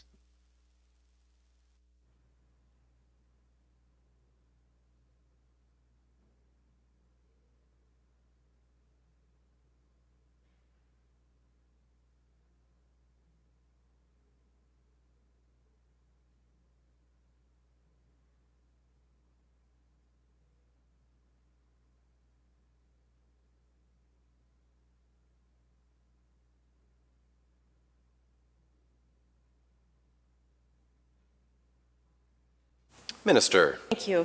Again, I think this is really recognizing a capacity challenge with over 1,600 different elections taking place with over 3,000 candidates at one time in a general local election. And recognizing those capacity challenges means it's not considered in these amendments at this time. Thank you. Member. Thank you, Mr. Chair, and to the minister. I can understand that, especially with the numbers and the capacity that maybe Elections BC has. But just a point is that there are a lot of changes taking place here, and real-time information these days is of the essence in a lot of situations. So just a point, and maybe for future consideration. Mr. Chair, through yourself to the minister, as part of the proposed new section being added to the Act, which is section 45.1 brackets 2 brackets B, indicates an annual financial report include information respecting identification of significant contributors. May I ask what the dollar value is for significant contributors in this instance?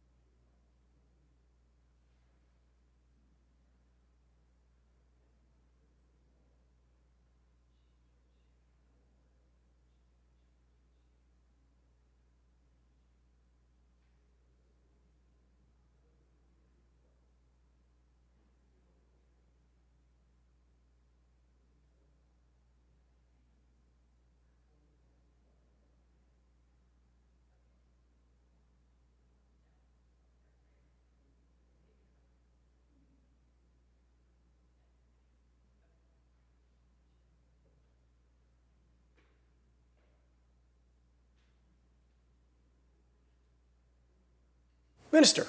Welcome to the chair. So the definition of a significant contributor is contained in the definitions of the Act, and in relation to campaign contributions, I paraphrase here, I'm not directly quoting the definition, but it is essentially an eligible individual who makes a campaign contribution of $100 or more, or multiple contributions to a campaign, to a candidate and or an electoral organization that total $100 or more. Thank you. Mr. Chair?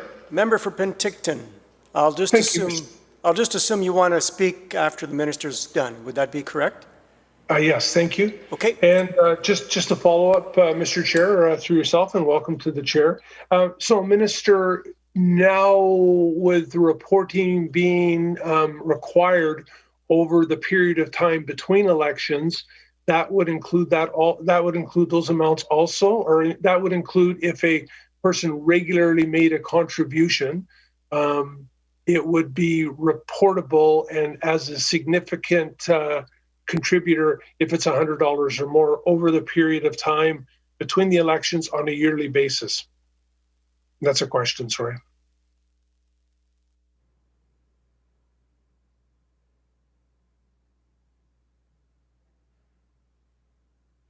Minister of Municipal Affairs. Thank you. Yes, that's on an annual basis, the $100 figure. Thank you. Member for Penticton. Thank you, Mr. Chair. And section 45 is my next questions. Shall clause 24 pass? Aye. Shall clauses 25 through 44 inclusive pass? Aye. So ordered. On clause 45, member for Penticton. Thank you, Mr. Chair, and through yourself to the minister. Why have the monetary penalties been updated to allow for the discretion of the BC electoral officer?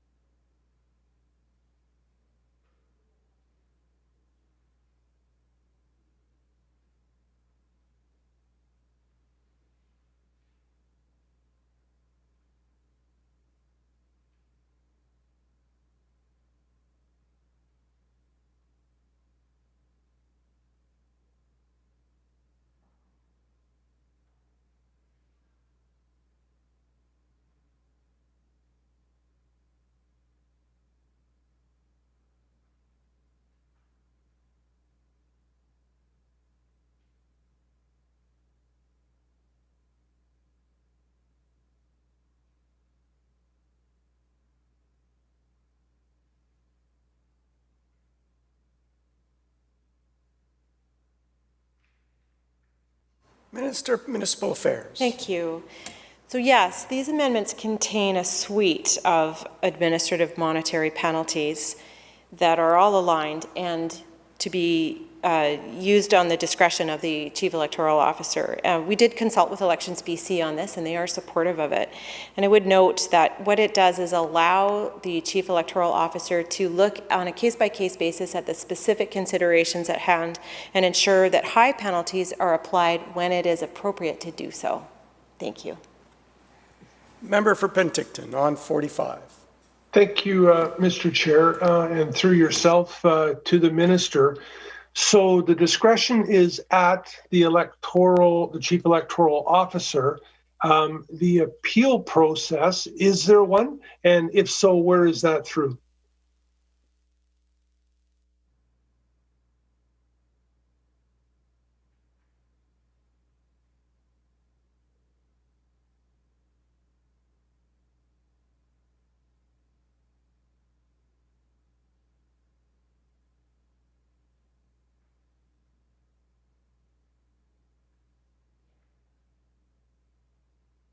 Minister. Thank you. Yes, one can apply to the court for relief from a penalty. Thank you. Member. So, Mr. Chair, through yourself to the minister, so now that is to the court. So it is a BC provincial court, I'm assuming. So is there not any appeal process to the Chief Electoral Officer who has assessed the penalty?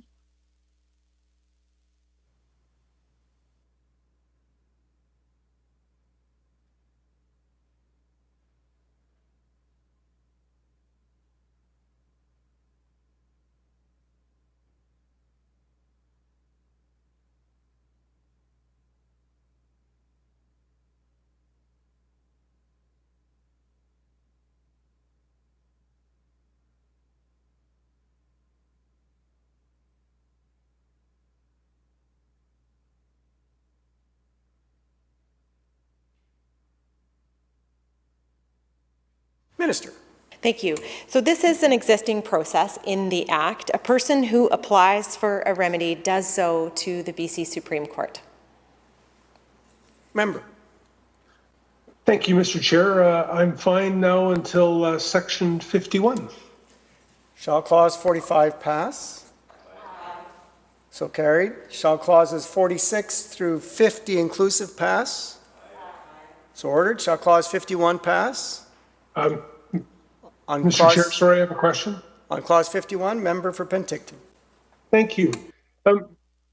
Mr. Chair, through yourself to the minister, the section adds penalties for third-party sponsorship, including up to a $5,000 penalty for an individual or up to a $10,000 penalty for an organization for failing to comply with independence requirements, failing to register as a third-party sponsor, or failing to include sponsorship information. Are these $5,000 and $10,000 penalty limits high enough, especially for our larger cities like Vancouver that are traditionally known to involve individuals or organizations that again have, I guess I'll frame it as deep pockets? Thank you, Mr. Chair.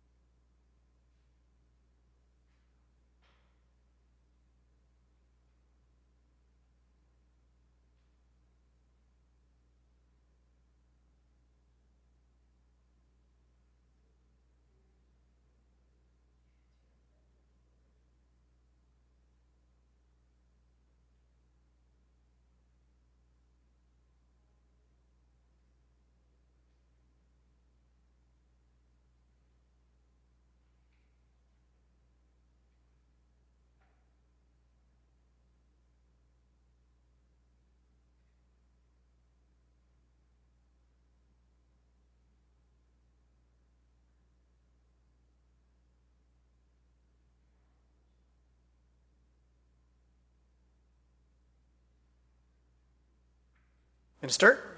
Thank you. Those penalty amounts are consistent with the offence penalty amounts already in LECFA, and we would monitor this through the next election to ensure that it is an effective deterrent. Thank you. Member for Penticton on 51.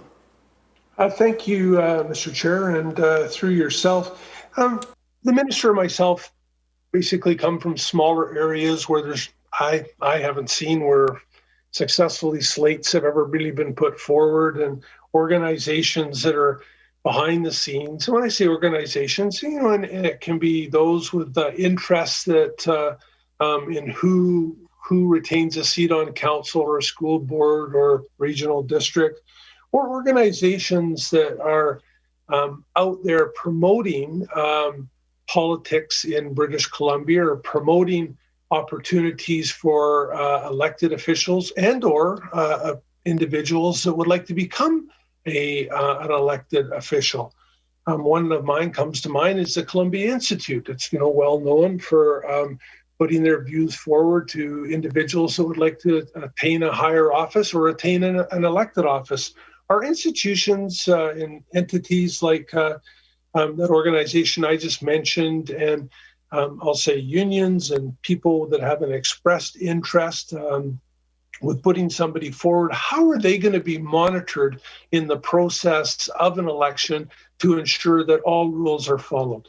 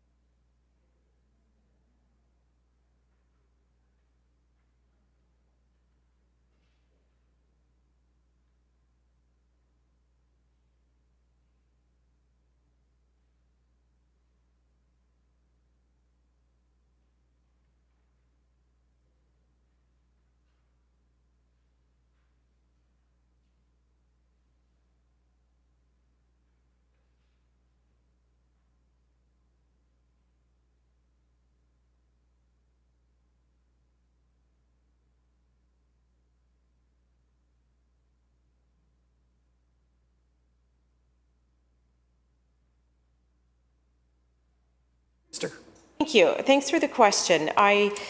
The Elections BC retains the responsibility to monitor organizations throughout the campaign period and throughout the campaign, throughout elections.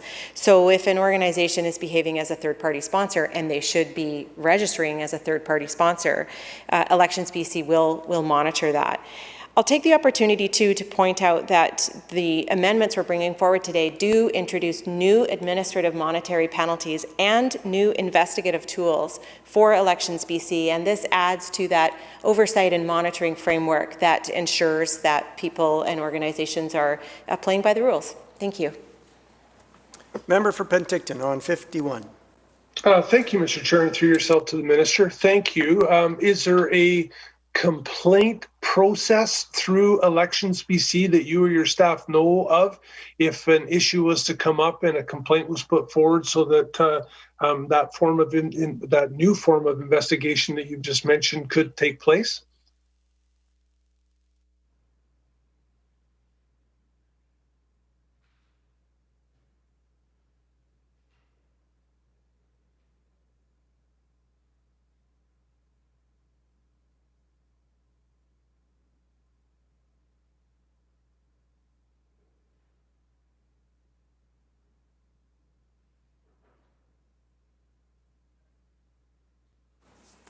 Minister.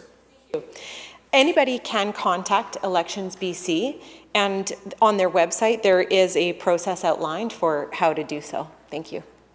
Member. Thank you. Thank you to the minister. Fine with section 51, Mr. Chair. And 52, I have questions. Shall clause 51 pass? Aye.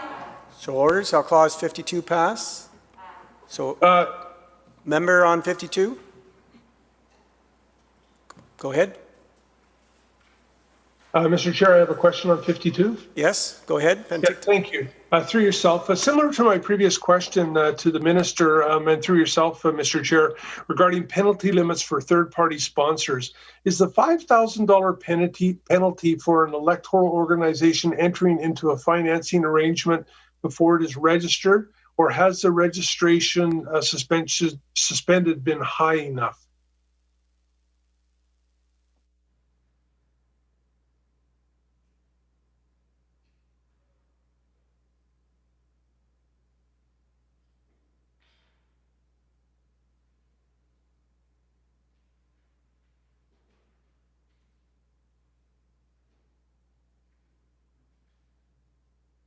Minister.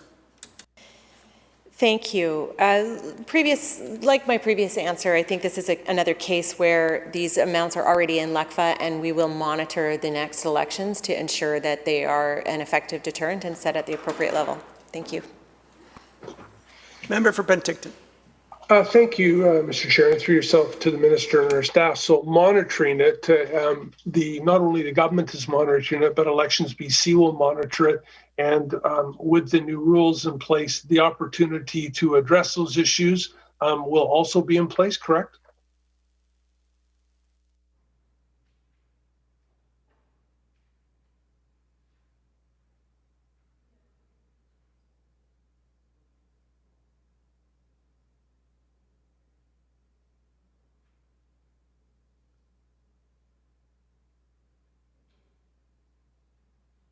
Minister.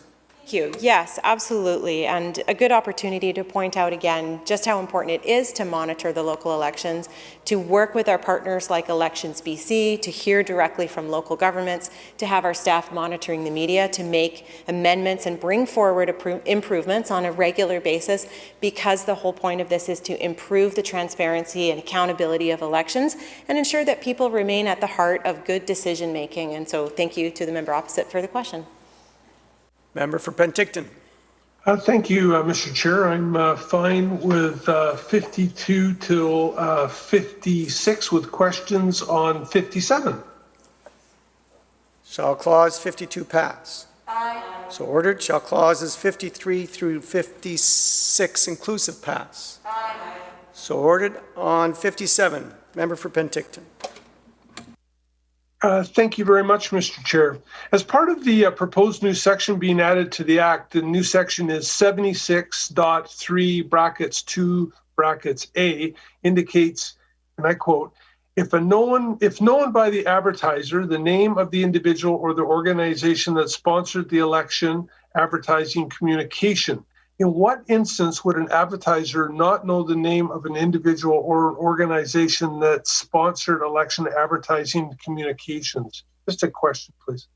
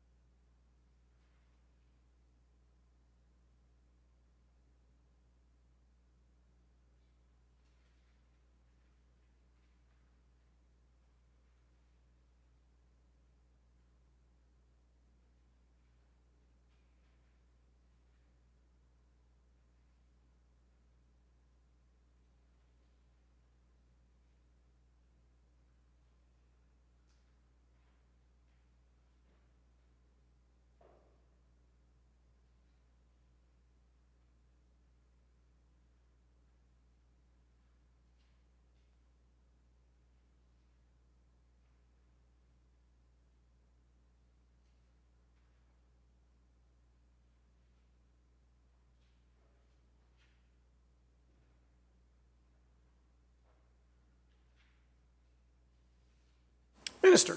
Thank you.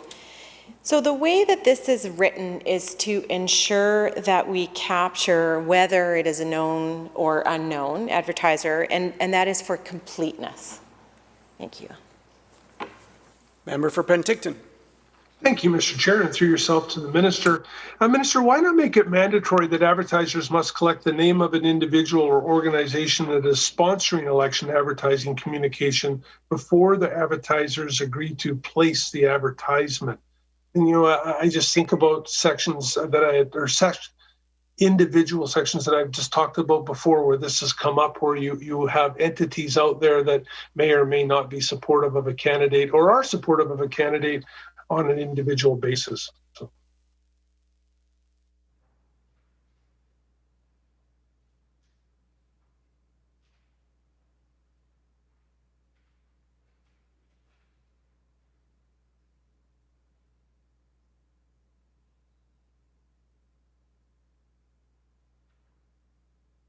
Minister.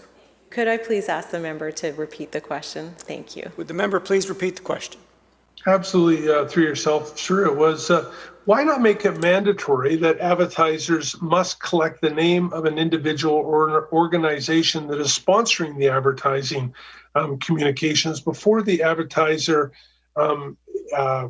puts the advertisement in place? So again, it's a registration process that I'm thinking of.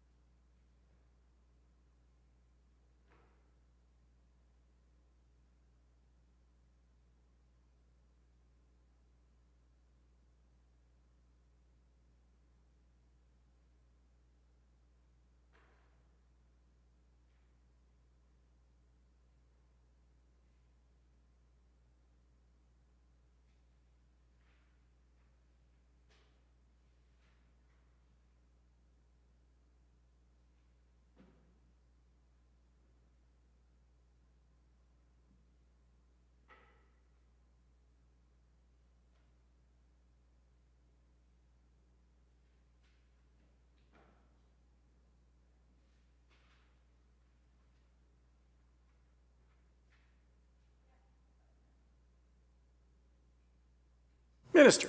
Thank you. So in this case, this was brought over from the Election Act to make LECFA consistent with it, and really is directed at the platforms that host advertising, be it radio or television or Facebook, say. And to go further and add those requirements might be seen as an overreach into telling them how to conduct their business, and was not considered. Thank you. Member for Penticton. Thank you, and through yourself, Mr. Chair, to the Minister, but I know that electronically, like on Facebook and on Twitter, the registration process can be arduous and take a while for approval. So I'm just curious, and I guess maybe I'm throwing a line to the Elections BC organization to say, maybe if you made this a mandatory rule, I know as an elected official that we have to ensure that we have all our ducks in a row before we put our advertising in place, and quite often, involves prepayment of advertisement dollars to be put up front and or fixed rates. And I'm just thinking out loud that this may be more of a benefit to the new rule changes that are taking place to help Elections BC and ensure there's not a little bit of skullduggery. So I'll leave that, again, just on a quick notice. That was 57. So, Mr. Chair, I'm fine until 66. Shall Clause 57 pass? Aye. So ordered. Shall Clauses 58 through 65 inclusive pass? Aye. So ordered. On Clause 66, member for Penticton. Thank you, Mr. Chair. And maybe to jump back, and I know it's passed, it's just in the addition to 76.4 brackets 3 indicated the court may make an order under this section without notice to any person. Just for staffs and for the minister's notice, what purpose would this serve of no notice to being served? And I apologize, we've scooted by it. I missed my own question on it. Just something for the future to maybe think about what is transpiring in that section again. And under 66, 66 allows for a sponsorship contribution limits to be made by regulation on it. Is there an annual look at contributions through Elections BC other than the cost of living? Is there an opportunity to review all requirements and how? And since we're changing and going to a 4-year basis where everything has to be accounted, will there be an opportunity to come forward if things are not working the way that government thought?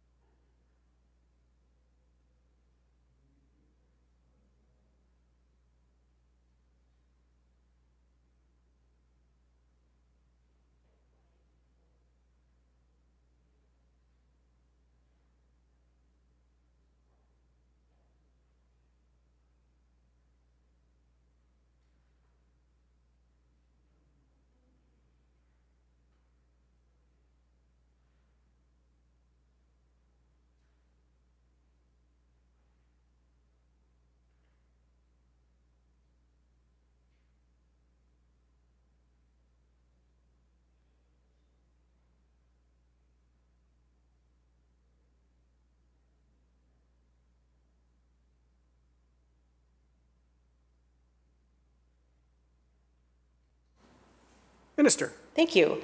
So these limits were chosen to be consistent with Elections BC, and we will continue to monitor them as we will monitor a number of things in the coming next set of general elections.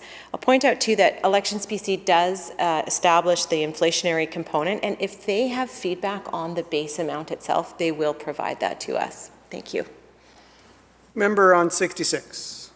Thank you, Mr. Chair. I'm fine until section 71 to 85 inclusive, so up till 70, including 70. You're fine until 70. 71, sir. Fine until 71.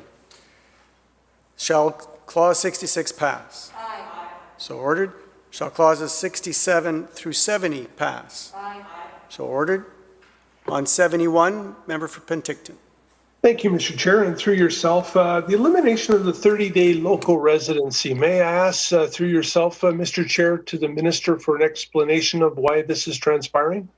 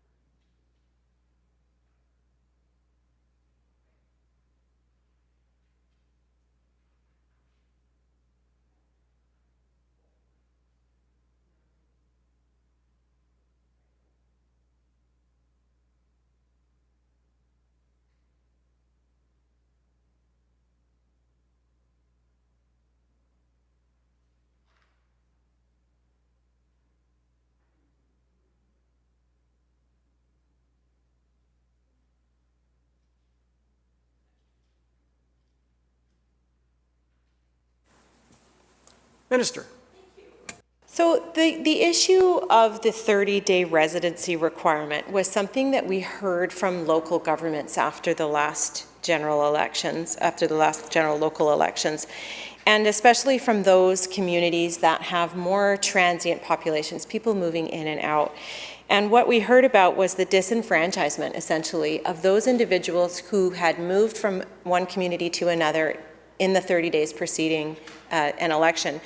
In the spirit of ensuring that everybody has an opportunity to participate in democracy, this was an amendment that we decided to bring forward to remove that disenfranchisement. Thank you. Penticton on 71.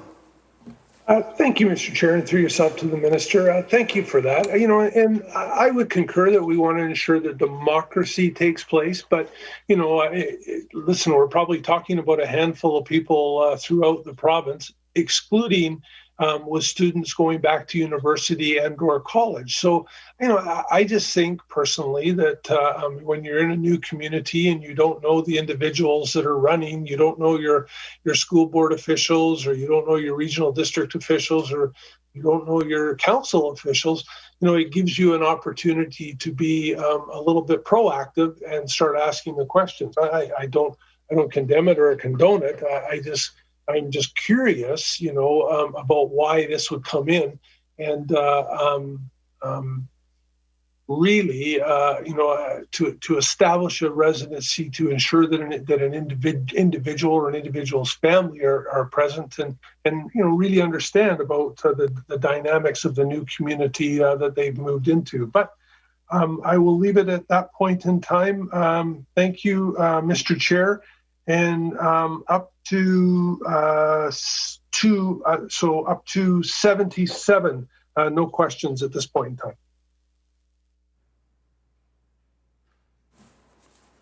Shall clause 71 pass? Aye. So ordered. Shall clauses 72 through 76 inclusive pass? Aye. So ordered. On clause 77, Penticton. Thank you, Mr. Chair. And 77, I'm actually fine with it be 78. Shall clause 77 pass? Aye. So ordered. On clause 78, member for Penticton. Thank you, Mr. Chair. 78 to 92 allow for canvassing in co-op, strata, and rental properties. As many of us know, that where we've been out door knocking and you do come to a strata complex or have the unequal opportunity, especially in some of the more urban areas, about gaining access to tall buildings and strata opportunities there and rental properties. May I ask, it allows it, but has the province or has the BC Elections thought about how access can be gained to that, to individual sites like that, and or if a posting is put in place where no soliciting is specifically stated, what takes precedence, no soliciting or the Election Act allowing an individual to campaign in those areas?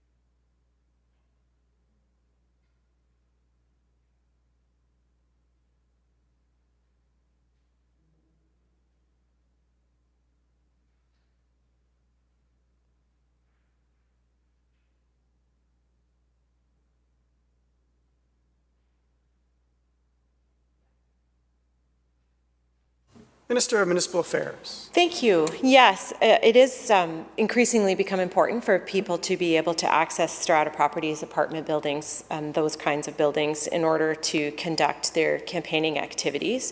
And so these amendments will allow canvassing in strata properties. And the way this will work is that canvassers will need to meet certain conditions. And so, for example, canvassing voters or while distributing candidate information, the candidate or their authorized representative would be required to carry government-issued identification and either proof of candidacy or information indicating that they are authorized by the candidate to canvass. And additionally, there are limited hours under which this activity could occur from 9 a.m. until 9 p.m. These changes were recently made for provincial elections after a review of the 2017 provincial election, and so this aligns LECFA with the provincial requirements. Thank you. Member for Penticton on 78. So thanks, Mr. Chair, and through yourself to the minister. So this supersedes a co-op and or a strata for if there is a posting of no solicitation, that would still allow an individual or an entity along with campaign individuals to go forward and knock on the doors and gain access to a large tower apartment block or a strata block or condo block in a major city or any city, I would say.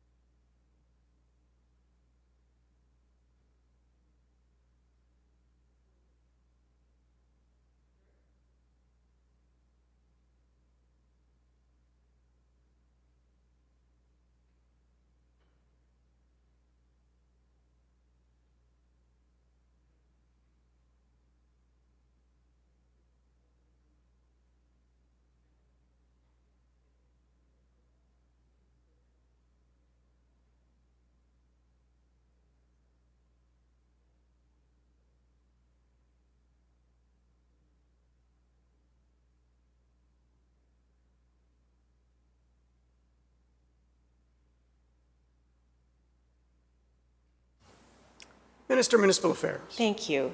So yeah, once again, the intention here is to prohibit strata or similar buildings from being able to prevent unreasonable access.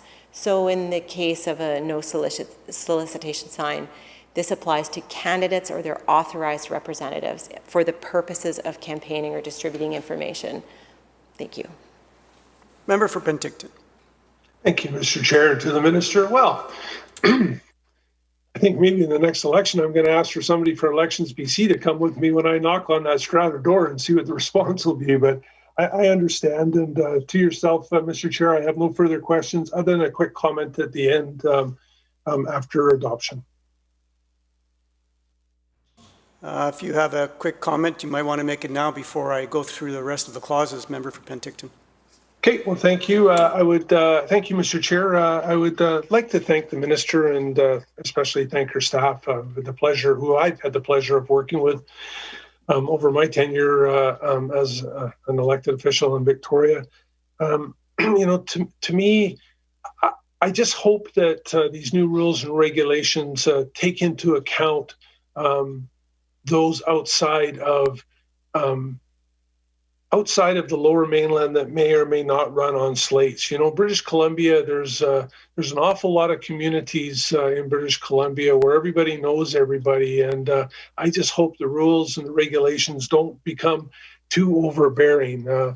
Other than provincial politics, my campaigns were run off the kitchen table, and I really think it's important that we continue to remember that there are large municipalities in British Columbia that where slates are prevalent and large organizations are prevalent.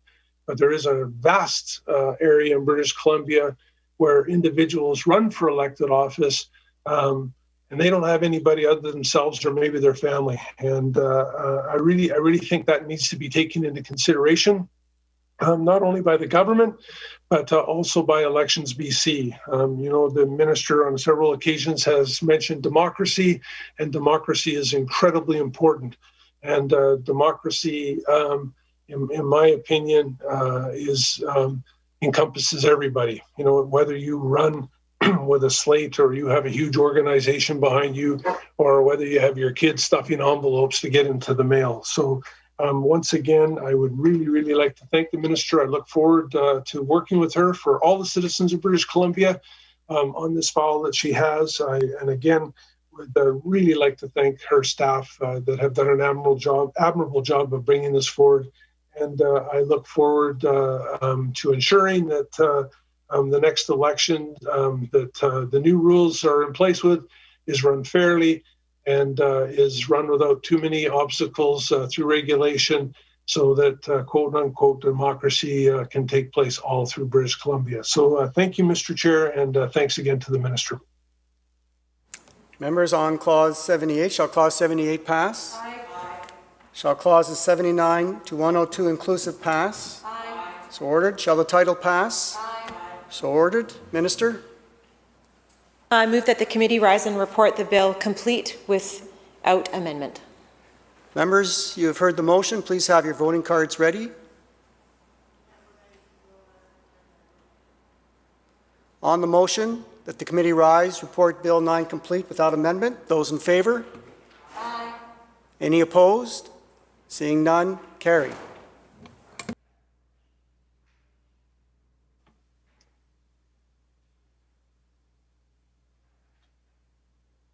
Mr. Chair, could I ask for a 5-minute recess possibly if we don't have others in the room at this time?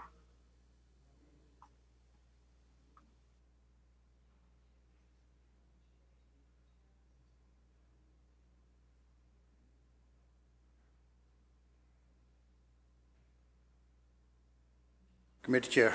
Mr. Speaker, the Committee of the Whole rises and reports Bill 9 complete without amendment.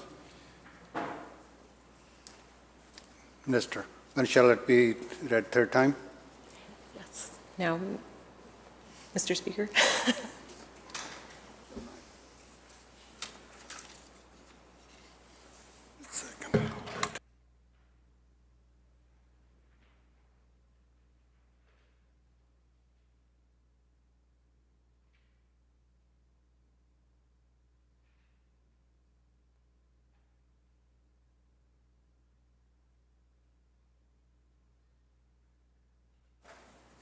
Members, the vote is about to take place. All those participating remotely should prepare their voting cards.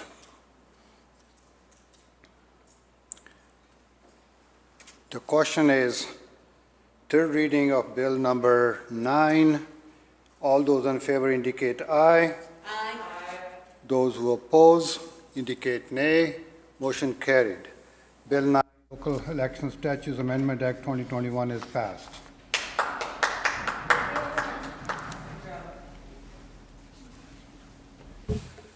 Government House Leader. Thank you, Honourable Chair. I'd like to request a 10-minute recess. This House will be in recess for 10 minutes.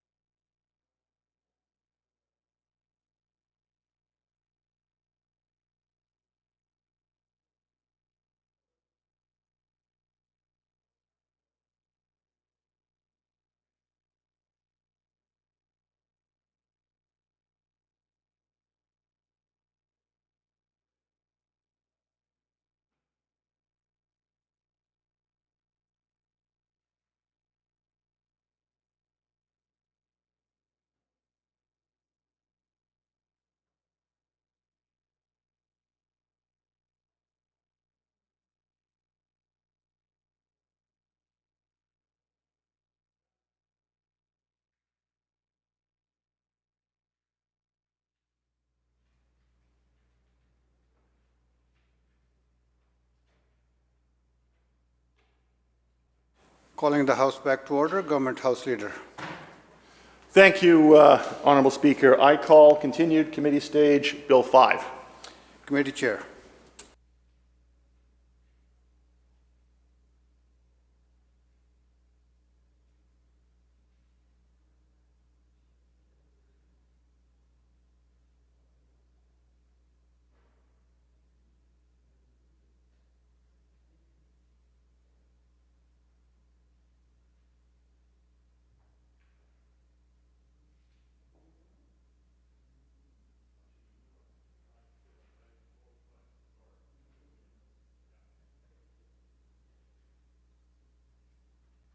Minister, on Clause 2.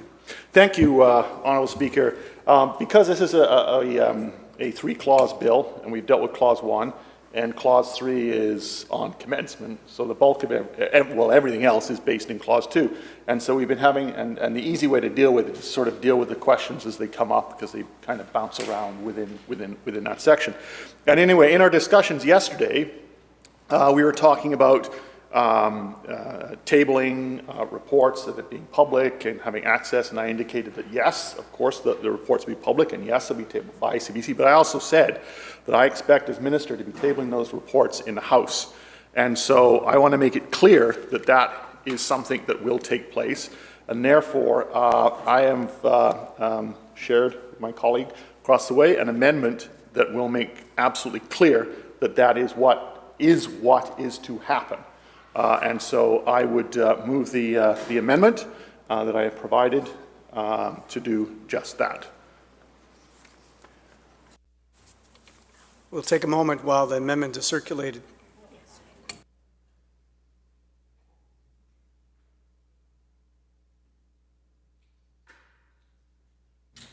So members participating remotely, you're going to get the amendment by email, and if anyone in the House would like a hard copy of the amendment that did not receive one, we have them up here at the table. Come and get one, please, or ask one of our trustee staff to deliver it. Thank you.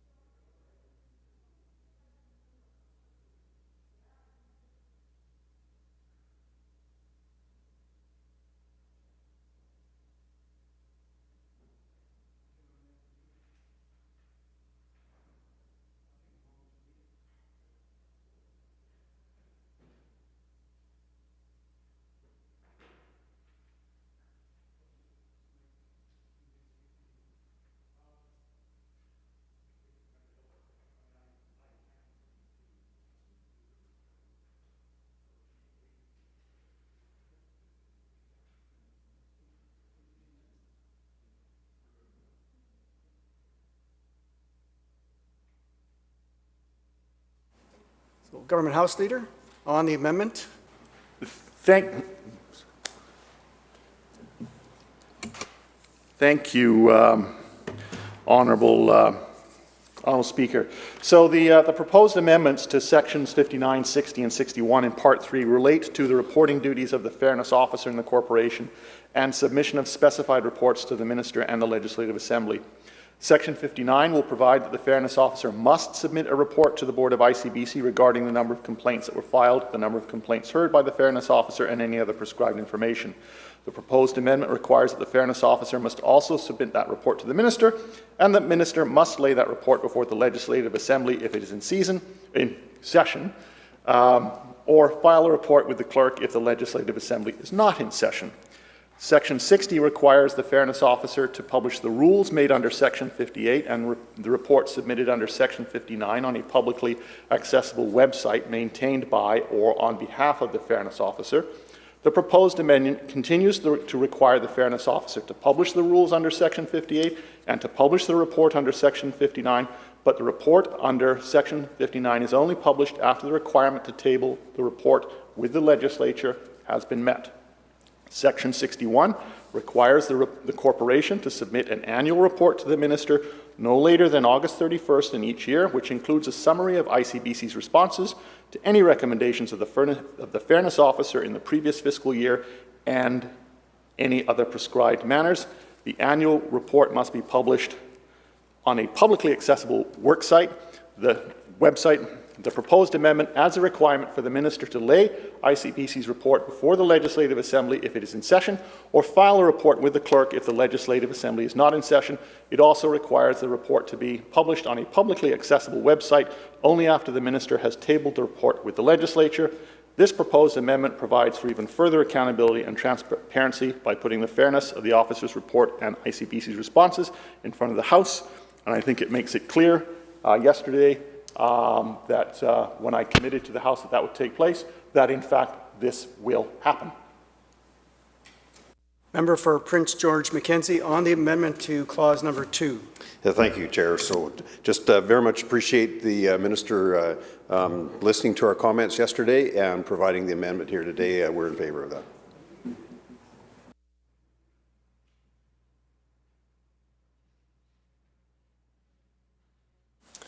Shall clause 2 pass? Aye. Oh, sorry, the amendment. Shall the amendment to clause 2 pass? Aye. Thank you. Member for Prince George Mackenzie on the amended clause 2. Thank you, Chair. So as I spoke about in our discussion on second reading, the whole purpose of the Fairness Officer and the impetus behind the government presenting this bill was transparency and fairness within ICBC. And I guess I'm a little bit confused with the transparency part. I'm just wondering in section 55 under clause 2, sub 3. I'm wondering if government's intention is to truly have independent fairness officer, why have the board set out the terms and conditions and remuneration for the fairness officer?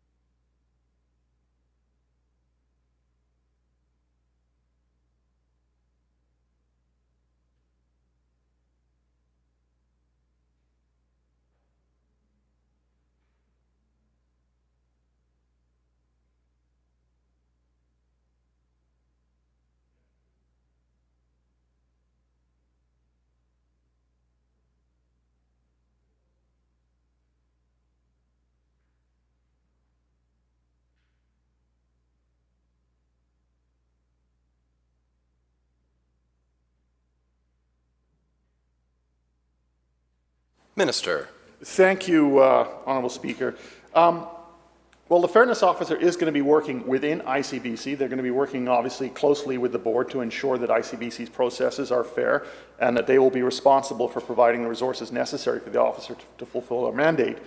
So it is appropriate, given the rest of ICBC, that the board is involved in setting the terms and conditions, and in particular around remuneration. But that being said, they are both, because this is an LGIC, a Lieutenant Governor in Council appointment, they are also subject to my approval. So they will set the terms, but then I also am the one that has to approve them. So it's not just dependent on ICBC, but it also has to meet with the approval of myself as minister. Member Vancouver-Langara on the amended clause 2. I appreciate the, sorry, I'm just getting used to this setup here. It's very tight. I just appreciate the minister's response in terms of the the interaction that the terms and conditions of the Fairness Officer's appointment and remuneration are subject to the approval of the Minister. Does the government consider then that the Fairness Officer is independent from ICBC?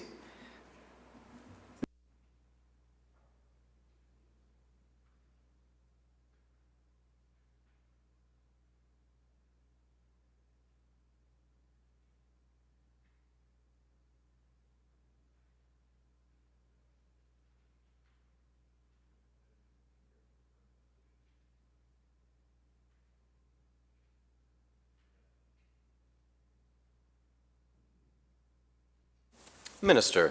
Thank you, Honourable Speaker. The answer to that question would be yes. There's a significantly greater degree of independence of this of the new position than to the old position. Member. Thank you to the Minister for that response. So it is a relative test of independence that the government is proposing that we consider here in this House, meaning the Fairness Officer is more independent than the current office that's in place. Is that correct?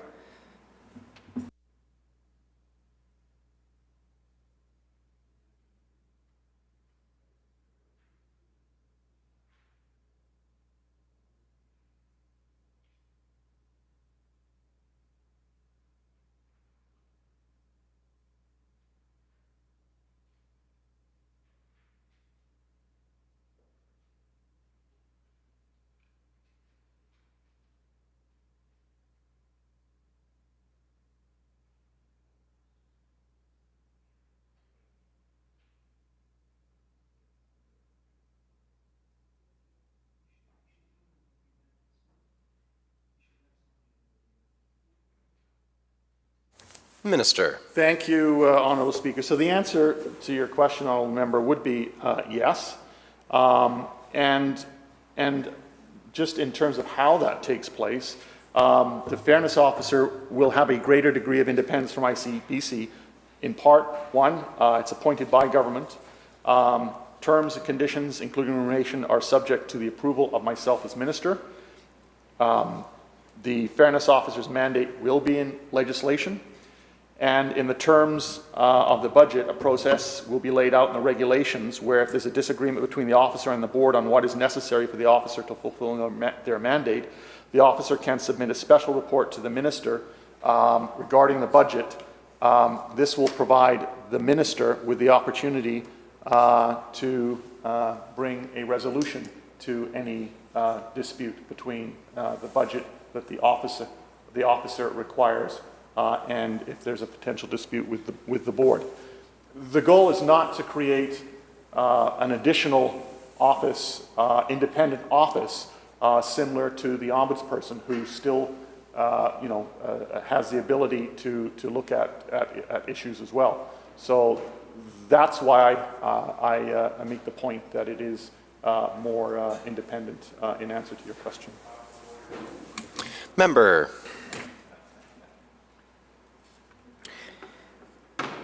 Thank you, Mr. Speaker.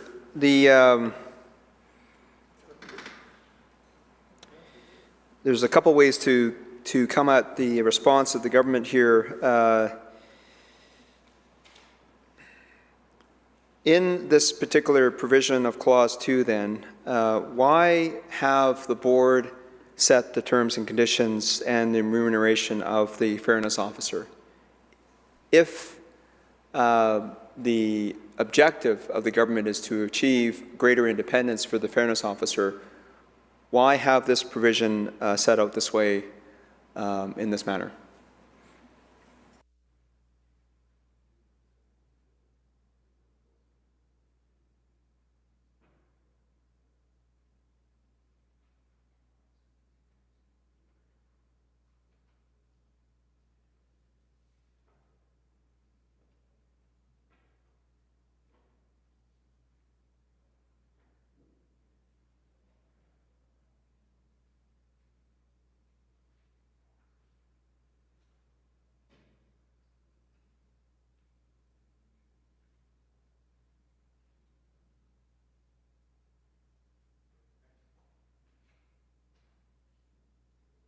Minister.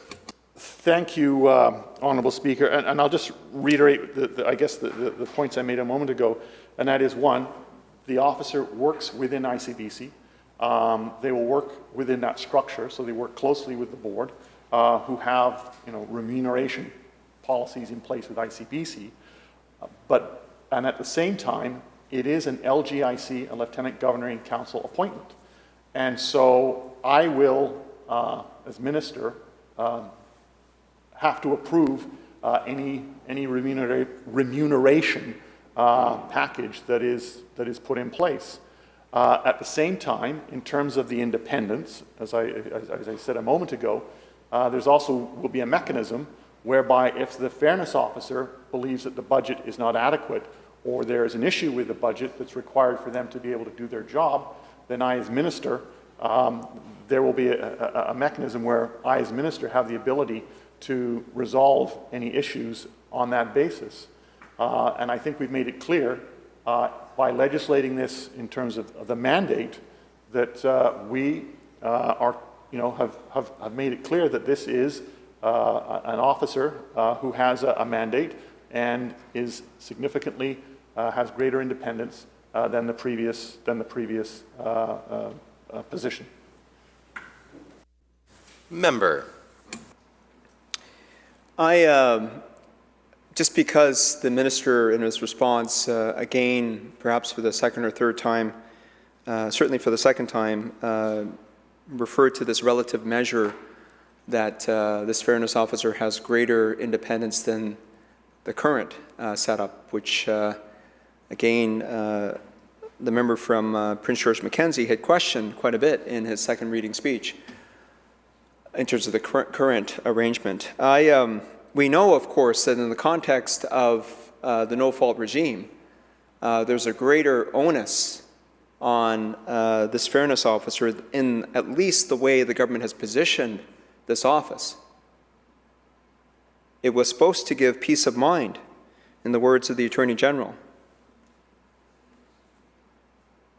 regarding individual circumstances of injured British Columbians.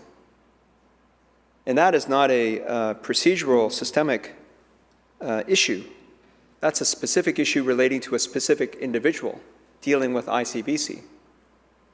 So certainly in terms of peace of mind, if that was the test or the positioning that the government wants to put on this new regime and the fairness officer and the way that this officer is positioned within this regime, you'd think that the officer would be independent. Not just more independent than the current office, but independent. Because when the officer is subject to the board setting the terms and conditions and remuneration and the budget, that adds an additional layer of influence by the board. We know in many instances in terms of when I was the acting corporate secretary at BC Hydro for close to a year in my legal practice, I know the interaction between a Crown corporation, the deputy minister, the minister's office, the minister, the board, and the CEO of a Crown corporation. We know the function and the level of reporting and accountability. But unless the minister is prepared to have a direct hand on the board of ICBC for the decisions and the interactions that they would have with the fairness officer,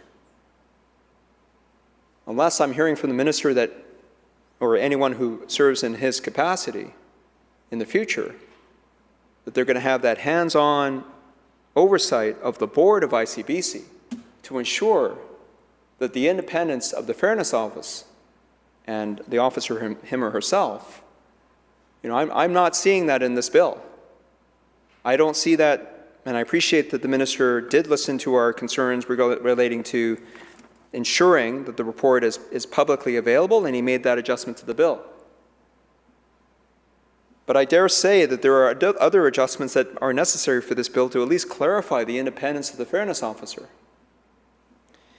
But let me ask this to the Minister through you, Mr. Speaker. The Minister did refer to the Ombudsperson and not wanting to replicate the function of the Ombudsperson here. So if we consider that comment, if there was no fairness officer in place at all, is that possible? Does the Minister see any challenge with just merely having the Ombudsperson take care of any fairness complaints within ICBC?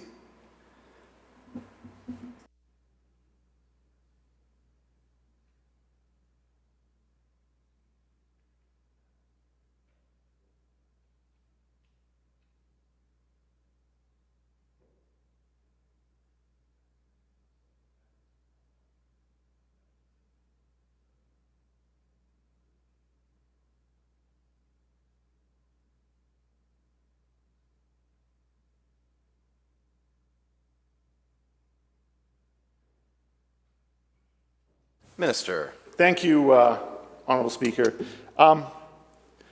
This legislation, and I understand what the member is trying to say, and I'll make this clear. We have said that this fairness officer is independent. Their mandate is legislated, that they will be dealing with the processes and the procedures of ICBC and how they do things. They will be reporting. They will be making recommendations. That report will be public. I indicated that that report would be tabled in this House. We have been abundantly clear on that. And I will also now be abundantly clear on this. This individual's role is ICBC, its procedures, its practices, its policies, 365 days a year. Not an issue of a complaint that somebody has and then they say, oh, I've got to go to the Ombudsperson's office and then join, that queue. This is specific to give peace of mind, as we said at second reading, to people to know that there is an individual that is dedicated completely and totally to what takes place at ICBC. That is the right way to go. It is the way that government is moving. That is the appropriate way to go, and that's why this legislation is here before you, and I would trust and hope that you would support it.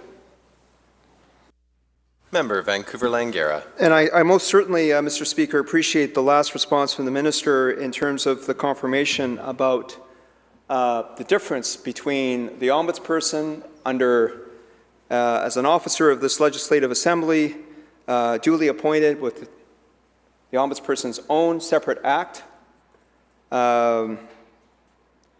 versus a fairness officer that is within ICBC, still having their terms and conditions of employment or appointment and remuneration and budget determined or set by the board, subject to the approval of the Minister.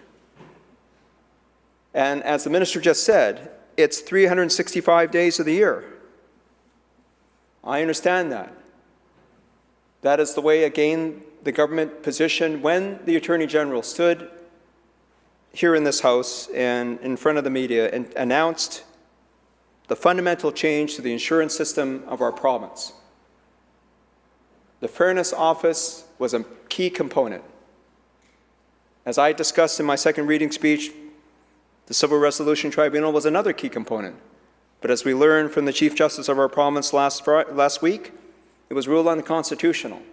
That's the reason why we're spending this amount of time on the Fairness Officer, because we see already that under this fundamental change, this insurance regime that this government has put onto this province, that the ways in which injured British Columbians can seek redress to get their rights addressed through the courts has been taken away. It was replaced with the CRT. Again, that's been ruled unconstitutional in terms of its jurisdiction. It was limited in terms of the evidence rules. in terms of how many experts one could deploy. That was again ruled unconstitutional in the Attorney General's first attempt to do that. There are further challenges here. Now we have the Fairness Officer, and this is presented as an independent Fairness Officer. This is how this minister continues to communicate that. But I would say that as much as the Attorney General and this minister would suggest that the Fairness Officer will provide, in quotes, and this is directly quote the Attorney General, peace of mind, they will be treated fairly after they've been injured in a crash. After they've been injured in a crash. We will get to that point in a moment in the latter sections of this particular clause. But the peace of mind is supposed to be coming from the Fairness Officer. And this Fairness Officer who's providing that peace of mind should be independent of ICBC. But that officer is not. Unless the minister is going to do the kind of oversight that a board would typically do, it's the board that the Fairness Officer is effectively reporting to. This is a function of ICBC and their board. This is not a separate function like the ombudsperson is. And we just heard from the minister why that is, because this government wants to have a Fairness Officer that's functioning 365 days a year. Well, let that person function. Why is this person subject to the undue influence of the ICBC board? I'm using those words deliberately because the way the government is defining independence is not independence. It may be relative. It's more independence than the current function of the Fairness Office. But that was the old system. That was the system that they got rid of because they have a promise of a utopia where everybody will be taken care of. Everyone will be subject to ICBC rule. The 108 pages that they put out last Friday of a definition of what you will get if you're injured. If you lose a limb, lose a finger, lose an eye. Who is taking care of injured British Columbians? Well, the Fairness Officer. But that Fairness Officer is not independent. So I fail to see how this government can stand here and present this Fairness Officer in truly the way that will provide peace of mind to British Columbians. So I'll just ask the minister, through you, Mr. Speaker, just to have one more opportunity to talk about, again, does the minister see his role in respect of the Fairness Office as providing greater oversight to the ICBC board? Minister. Thank you, Honourable Speaker. And I hear what the member is saying, and I fundamentally have to disagree with his assertion that the board will have undue influence. And in fact, I disagree with that quite strongly, because the Fairness Officer will be mandated to hear complaints. Mandated. They will, on their own initiative, be able to identify areas of process, for example, that may lead to an unfair decision in the future or in the way someone has been treated now. They will be empowered to make recommendations to the board. Empowered. It's not, they don't have to ask permission of the board to go and do their work. They are empowered. That report is tabled here in this chamber. It is made public. So it is not even a question of, does the minister have oversight? With that report being tabled, and even if it was not tabled in this House, and I said yesterday in my remarks that I committed to doing that, and made it clear through the amendment that would be tabled, that the questions around those recommendations will obviously be asked both publicly outside and in here in terms of what the Fairness Commissioner is doing, how they are doing it, and the response to their recommendations and their findings. That's pretty, in my view, transparent. It's pretty accountable in terms of accountability. It's a legislative, it's not a board appointment. It is a lieutenant governor in council appointment. There is a significance. It is independent. They will be able to do their job. Their mandate is legislated. So I have every confidence that the person who is appointed to do this job will do this job in the way that the legislation intends and the way that the public would expect. Member Vancouver Langara. I believe my colleague, the member from Prince George Mackenzie, will have an amendment that we'd like to propose as a section, particularly as we've had this discussion debate. I just wanted to make two comments in terms of the minister's response. I think we've already had the exchange of views here, but just certainly acknowledge, as we did in dealing with the amendment as we came back onto this bill in this committee stage, that the minister heard the suggestion that we ought to introduce greater transparency to the reporting mechanisms, and that was what we dealt with in terms of the amendments that the minister brought forward in this committee stage. So acknowledge that.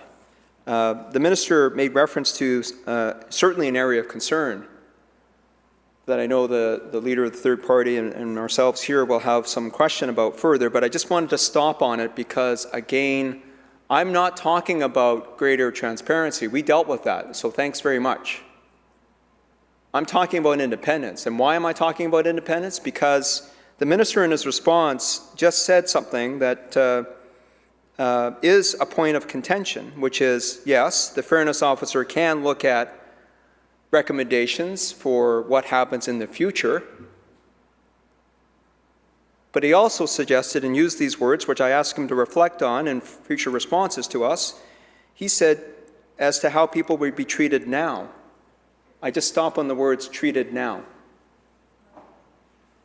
Well, we will get into this, but again, the reason why it's important that the fairness officer has true independence is because, as we see in section 57 sub 1, the fairness officer may not comment or make any recommendations relating to or respecting an amount payable by the corporation or the extent as determined by the corporation that a person is responsible for an accident. When we talk about how an individual is treated by ICBC now, when they have a complaint with ICBC now, when they want peace of mind in terms of what a fairness officer can provide to them now, they're talking about how much am I getting in benefits, in compensation,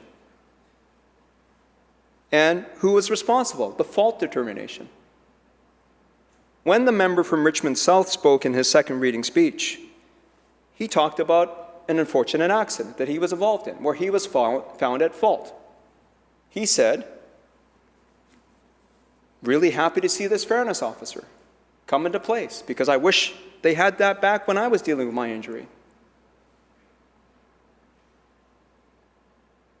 I think he needs to, with respect, read the bill, because specifically fault cannot be commented on or even recommended on by the fairness officer. There's no peace of mind for the member for Richmond South, nor any other British Columbian. That's why what we're left with is the future. And we'll talk about what that future looks like in an ICBC no-fault way. But that's the reason why we are spending the time talking about the independence of the Fairness Office. So having made that comment in response, just invite the member from Prince George Mackenzie to move the amendment that we wish to propose, unless there's other comment here. Member, Minister of Public Safety, Solicitor General. Thank you, Honourable Chair, and I respond to the member's comments, and I've made it clear. The fairness officer is mandated. That's independence. And I understand where the opposition is coming from, and I understand where the members are coming from. They don't like the transition. They don't like the move that will take place on May 1st. I understand that. But let's be clear. This is about a fairness officer that will be independent, that is mandated with a job to do and functions to do. They don't have to ask the board permission. And I think it's important to stress that point. And as of May 1st, and when the new fairness officer is appointed, they will be doing just that. By legislation, by mandate, by reporting to this legislature. The member says transparency. They all go together. They're not separate. Each one complements the other. And so the idea that somehow, you know, we're not wanting to do, not wanting him to be independent, not wanting him to do his job, because that's the impression, or that they are not going to be able to do their job, is simply wrong. And it's something that I do not accept. So we have had discussion on this, and I look forward to seeing what the amendment is that is being put forward. But I just have to reiterate that. They have a mandate, and they will be doing and fulfilling that mandate.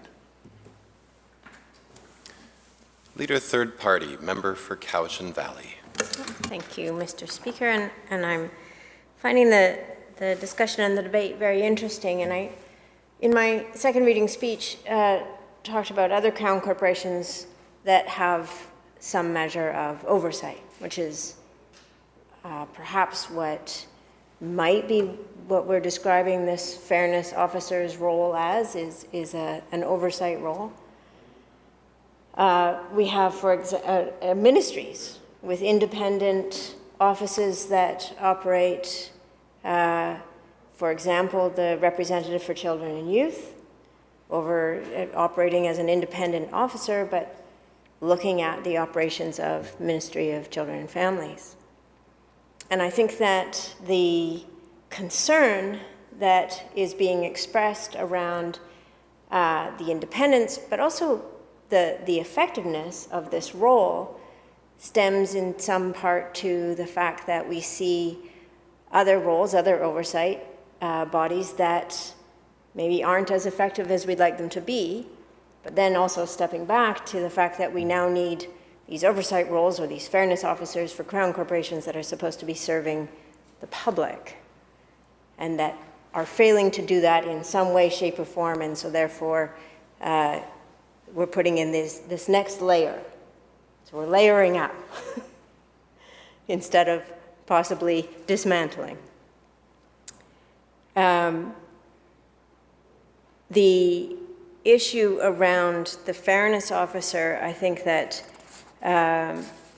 we have some concerns around, is that, for example, the fairness officer cannot comment or make recommendations respecting an amount payable or the extent as determined by corporation that a person is responsible. So most people, and I think this is what the point was being made, the member from Richmond South, most people would think, oh, there's a fairness officer, I don't like what happened, I can go to that person and they can help out.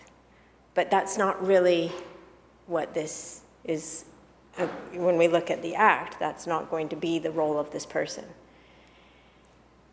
And so I guess I'll just put the question to the minister of this, which is, can he explain to the public exactly, I've heard the minister talk about the mandate and the role and the independence, but what can the public exactly expect from this person if they find themselves in an accident, ICBC makes a determination on a settlement for this person,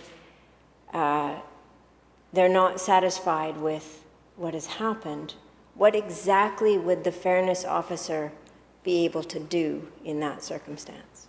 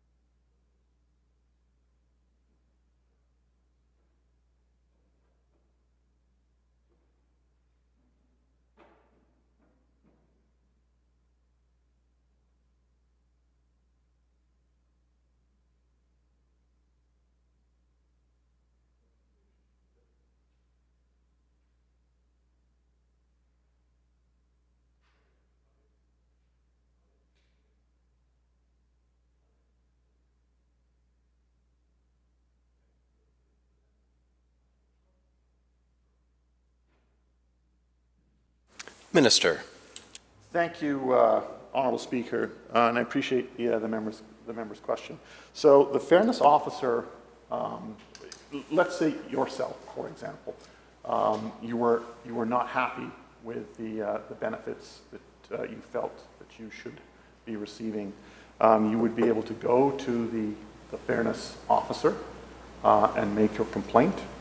While it is absolutely correct that the fairness officer does not comment on the benefits that you are paid, they have every authority and ability to investigate the procedures and the processes that were used to determine your benefits that you received, and to make a recommendation to ICBC about what they found in terms of those processes and procedures, with a recommendation on changes that would need to happen. So ICBC would potentially, depending on what the Fairness Commission has said, would re-engage. Member. Thank you, Mr. Chair. But just to be clear, the fairness officer would look at the procedures and the process, but would not be able to comment or make any recommendation on the outcome, as in the payment or benefit that's been conferred to the person.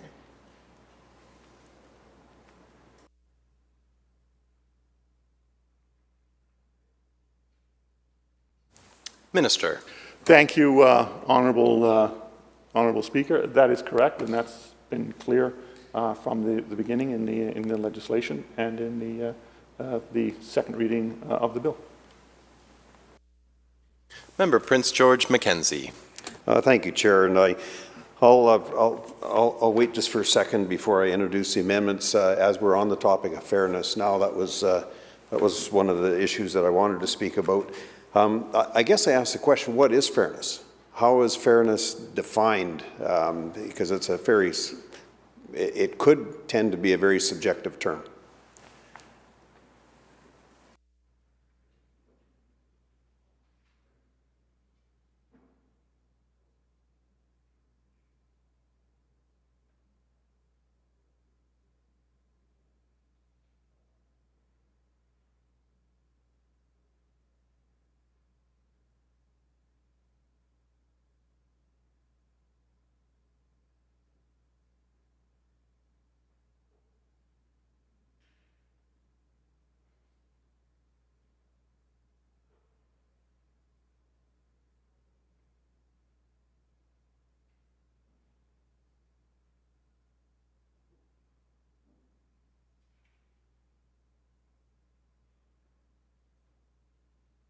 Minister. Thank you, Honourable Speaker. Well, first I want to make one of the key issues around the Fairness Commissioner and whoever occupies that position clear. They are obviously going to have considerable skills in essence of natural justice, understanding how process and procedures are supposed to be followed and take place, and an understanding of how that happens. And fairness is ensuring that, ICBC has a mandate to deliver service. It has a mandate to deliver and ensure that an individual is getting and receiving the care that they need to recover. That's why there is, not a cap on the benefits that you can receive. And so the Fairness Commissioner will be making sure that those procedures, those policies, were in fact followed. And in doing so, ensure fairness. And in doing so, by an individual who has that skill set in understanding how these things have to happen. And a critical component is that, sense of natural justice. Member. Thank you, Chair. What is the standard of review for the Fairness Officer?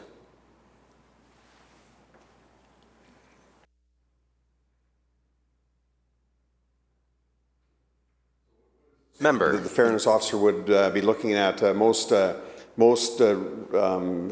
review boards or authorities would be using a standard of reasonableness or correctness. So I'm just curious as to how the Fairness Officer would be looking at his files, the complaints that he has to review.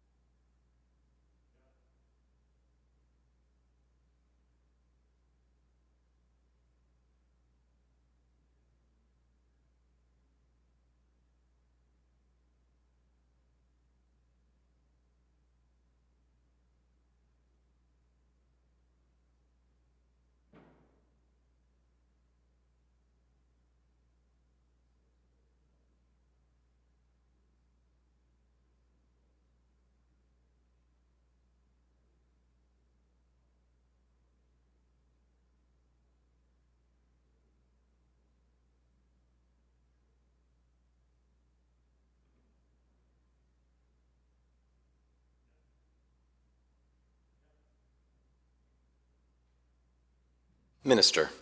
Thank you, Honourable Speaker.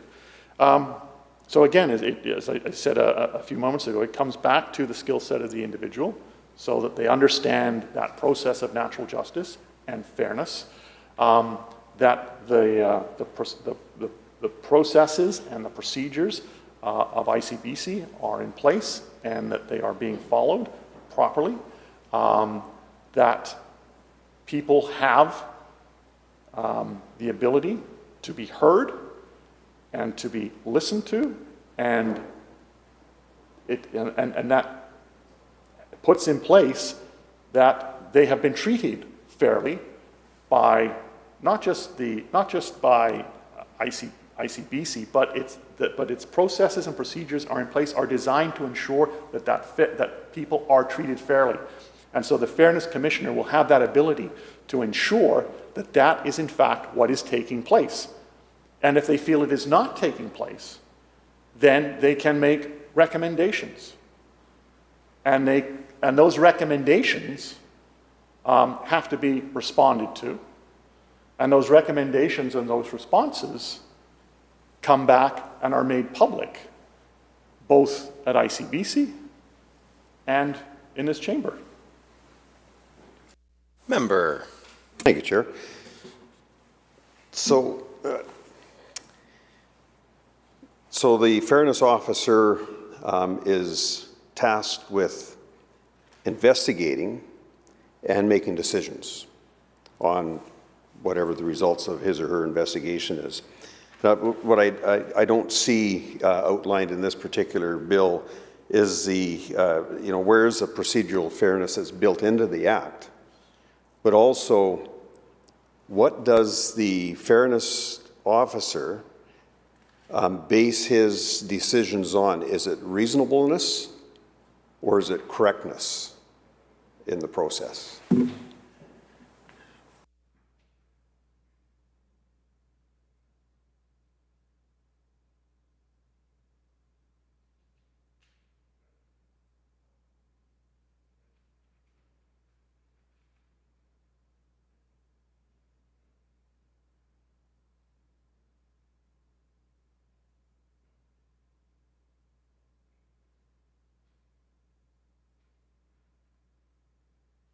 Minister. Thank you, Honourable Speaker.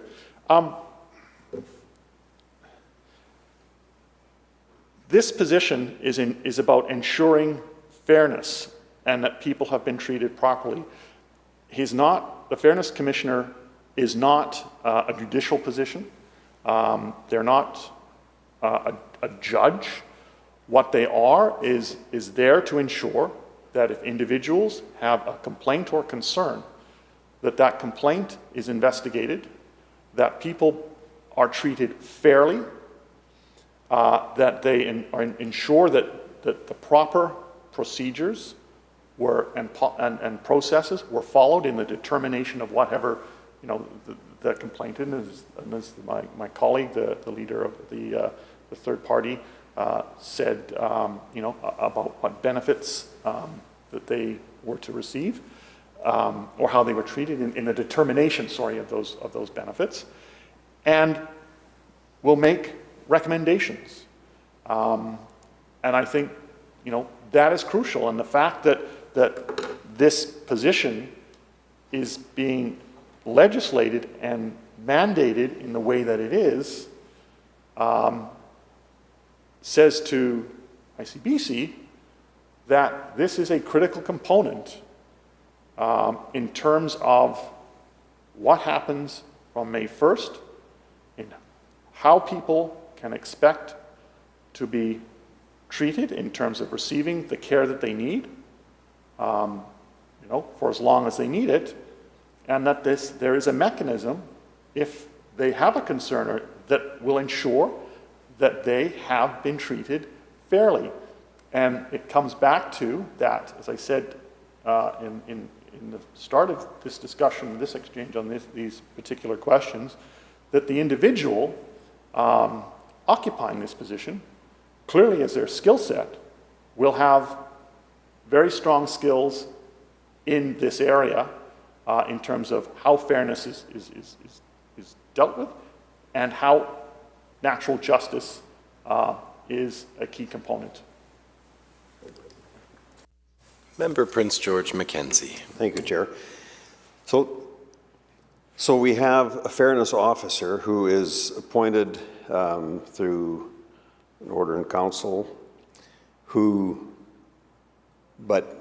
doesn't have any decision-making powers or decision-making ability under this particular bill He just he'll listen to somebody's concern and he'll make a recommendation to somebody, but he makes no decision that can be reviewed, or he's basically he's a I'm not sure exactly what he is or what that position might be if they don't make decisions pertaining to the complaints that they receive. What else does he do?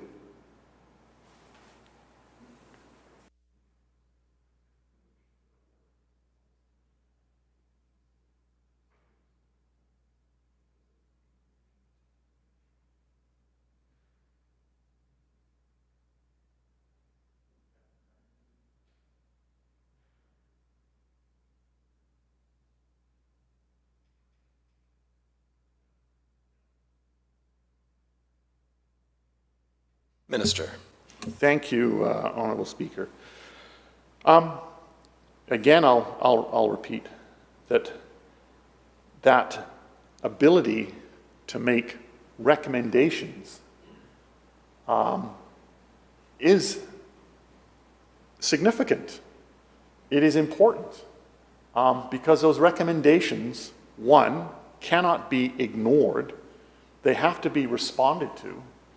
They are made public, and so, and as I said a number of times now, they also come back to this chamber. So the Fairness Commissioner, and I'll repeat it again, has a significant mandate to fulfill that is legislated, that gives them independence, and that they will be able to fulfill that role in a way that will ensure that people are heard, that they are treated fairly, and that the processes and policies or procedures that were used in making determinations were in fact done in a correct and fair manner. Member. Thank you, Chair. So does the Fairness Commissioner make decisions?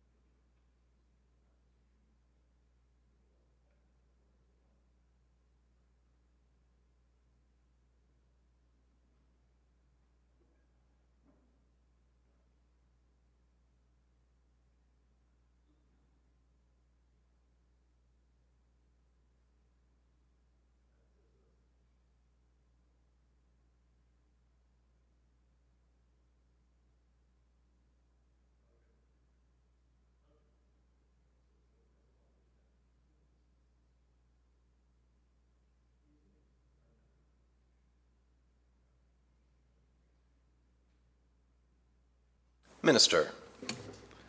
Thank you, Honourable Speaker, and I know that as they say,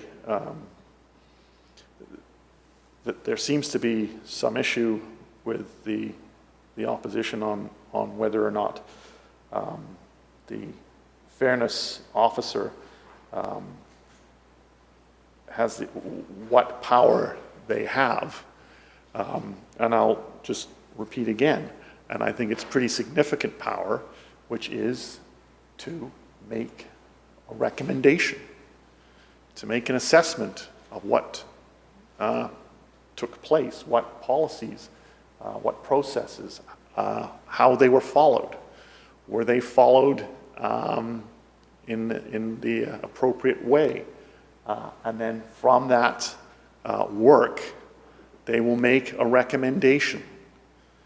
A recommendation is pretty powerful, particularly when that recommendation is made public, particularly when the board has to respond to that recommendation. that's, you know, that's pretty significant. And I think that it will be a very effective way of ensuring that ICBC on May 1st works the way that it is intended to and that people expect it to. Member Prince George Mackenzie. Thank you, Chair. Seems to be a significantly elaborate process to appoint somebody who appears to be merely a customer service representative dealing with the customer complaints that may come in. There doesn't appear to be any decision-making authority granted to this particular position. So therefore, you know, you know, he may make recommendations. There's a pretty elaborate process to have somebody make recommendations to somebody as to what they should be doing or what they shouldn't be doing. So I find the lack of decision-making authority that lies within this position to be problematic. So I guess, you know, part of it is the fact that there's no real procedural process involved in this. If somebody makes a complaint and the fairness officer comes back and says, yeah, no, it looked fair to me, and where does that individual go next to have his or her concerns redress? What is the process here? Go to the fairness officer, he arrives at his recommendation, and if the customer that is making that complaint is not happy, where does he or she go?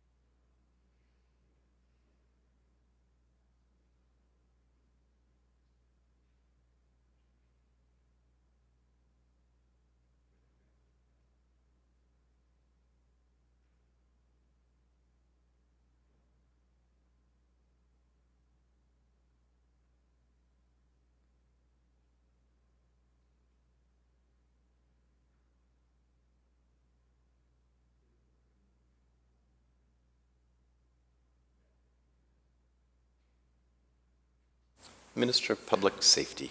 Thank you, Honourable Speaker. I'll make a couple of points. First, I think it's unfortunate that my colleague refers to the position as though it's, you know, some sort of glorified service, customer service clerk,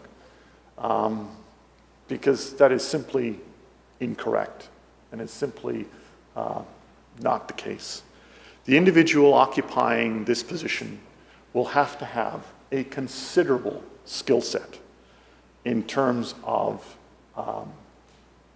fairness, administrative fairness,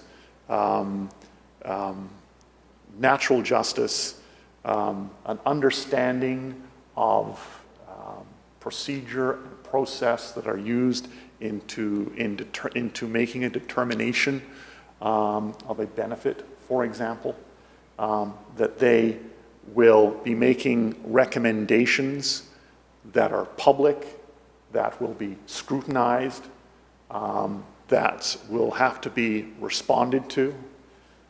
This is a considerable senior position.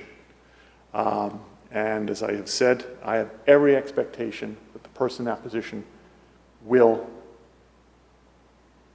do that job to the absolute best of their ability. So, you know, I just want to make that clear. So this idea that, you know, sort of, in essence, a diminishment of the role, I reject. If an individual is not happy, for example, they would be able to, if they felt that the process and was not fair, that they were not happy with the decision of the fairness officer, or the recommendation, sorry, of the fairness officer, they would also be able to access the ombudsperson. And they would be able to use that avenue as well. That would not be denied them in the least. But as I said earlier, my full expectation and why this fairness officer position is here is that this is an individual who will and be dealing, and their staff, dealing with, ICBC and 365 days a year. It's not a sort of another compartment they have to deal with. It is their total focus, and it is their total obligation and duty that they will have. Member Prince George Mackenzie. Thank you, Chair. So my understanding is correct. The fairness officer makes a recommendation that somebody's not happy with, and that individual can take that to the ombudsperson's office for review. Now, are they reviewing the recommendation from the fairness officer, or are they ultimately reviewing the decision that was made that led to the fairness complaint in the first place? So what would be reviewed in this particular case? And, I'm concerned about the procedural fairness here as well, but I'm also concerned about the standard of review that somebody at the end of the day has to level upon whatever that complaint is.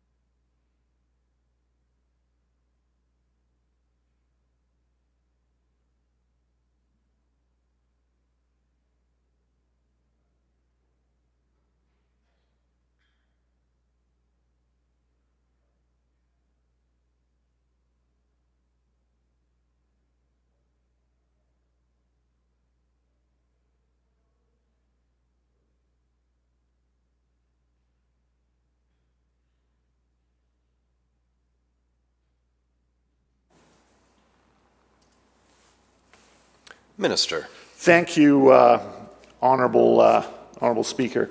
What I will do for the member is get a clarification on a specific aspect of the Ombudsperson's Act as to how it would relate, if that would assist the member in his question. And you were going to table a resolution. Are we at the point where you wanted to table your amendments? Oh. Okay, well, okay, we'll do another 5 minutes. You want to ask your question? Recognizing the member for Vancouver-Langara. And just recognizing that the time that we're at right now with a few more minutes left in this proceeding on this day, I would ask that the minister consider the question that the member from Prince George Mackenzie asked 2 questions ago, and I think it would be helpful in the further committee process on this bill to get a clearer understanding of this. When an individual has a complaint or a concern as to how they've been treated with ICBC, what is that complaint process? That is effectively what my colleague from Prince George Mackenzie asked. Straightforward question. My understanding, which I'd like the minister to confirm or at least provide us with some further explanation of, and that can certainly happen now or when we reconvene, that of course that individual talks to the adjuster, or the individual, I don't know what the new terminology might be under the new regime, or that adjuster's manager. Presumably the Fairness Office is another point of call. I'd like the minister also to respond in nature of the decision of last week in terms of the Chief Justice decision ruling that the CRT does not have jurisdiction. What is the impact on the no-fault regime? Because I expect that the CRT, as we looked at the bill last summer, was part of this as well. So in terms of the nature of what the Fairness Officer needs to consider, there is a provision that the minister has been speaking around, which is 56 sub 2 sub A, which is the Fairness Officer may make recommendations to the corporation to resolve fairness complaints.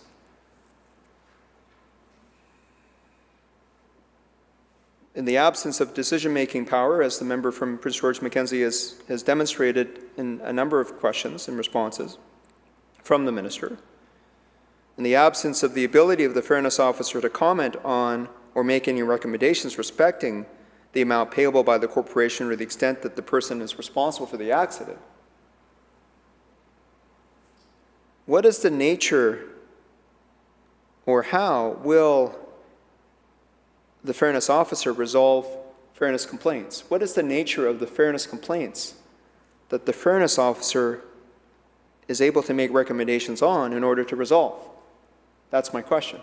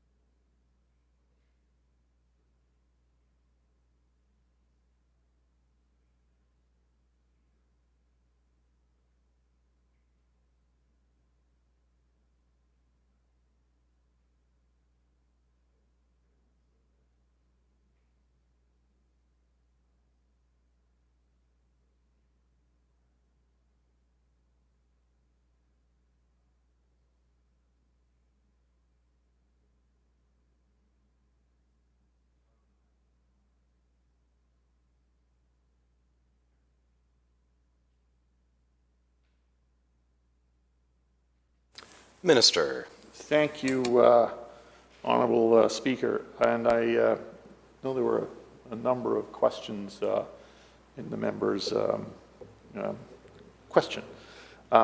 So in terms of the procedure, the member asked about the procedure, that's in section 58, and it authorizes the Fairness Officer to make rules regarding the practices and procedures to be followed in submitting or withdrawing a complaint, and the practice and procedures to be followed by the parties involved in an investigation.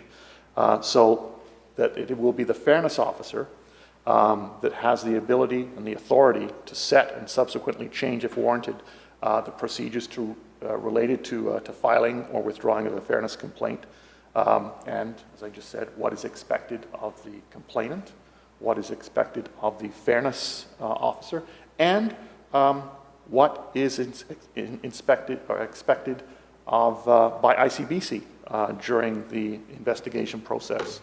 And so it will be the Fairness Officer that sets what those procedures are. It will not be, for example, ICBC that sets those. Member Vancouver-Langara. Well, I think that the minister perhaps was addressing another question from the member from Prince George Mackenzie, and I think that's helpful. I think we can certainly review that further in terms of the practices and procedures to be followed by the Fairness Officer. I did ask two other questions, so I can restate the questions, and we'll see how much time we have left at this juncture. But again, I'm asking, through you, Mr.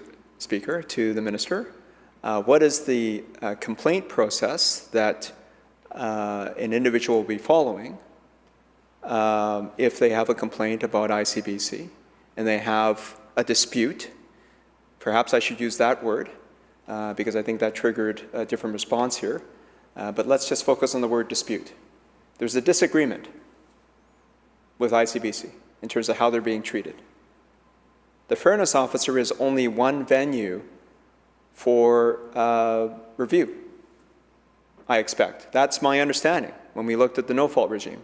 So I'm asking the Minister to confirm what are the other alternatives for which an individual who has a disagreement with ICBC will look to get relief. And so I've named a number of them: the supervisor for the adjuster, the CRT, the courts under very high levels that the Attorney General and I had discussion about, very high thresholds. So I'm asking the Minister to describe that so that we can properly situate this role of the Fairness Officer. My second question relates to 56 sub 2 sub A, which is where it says that the Fairness Officer may make recommendations to the corporation to resolve fairness complaints.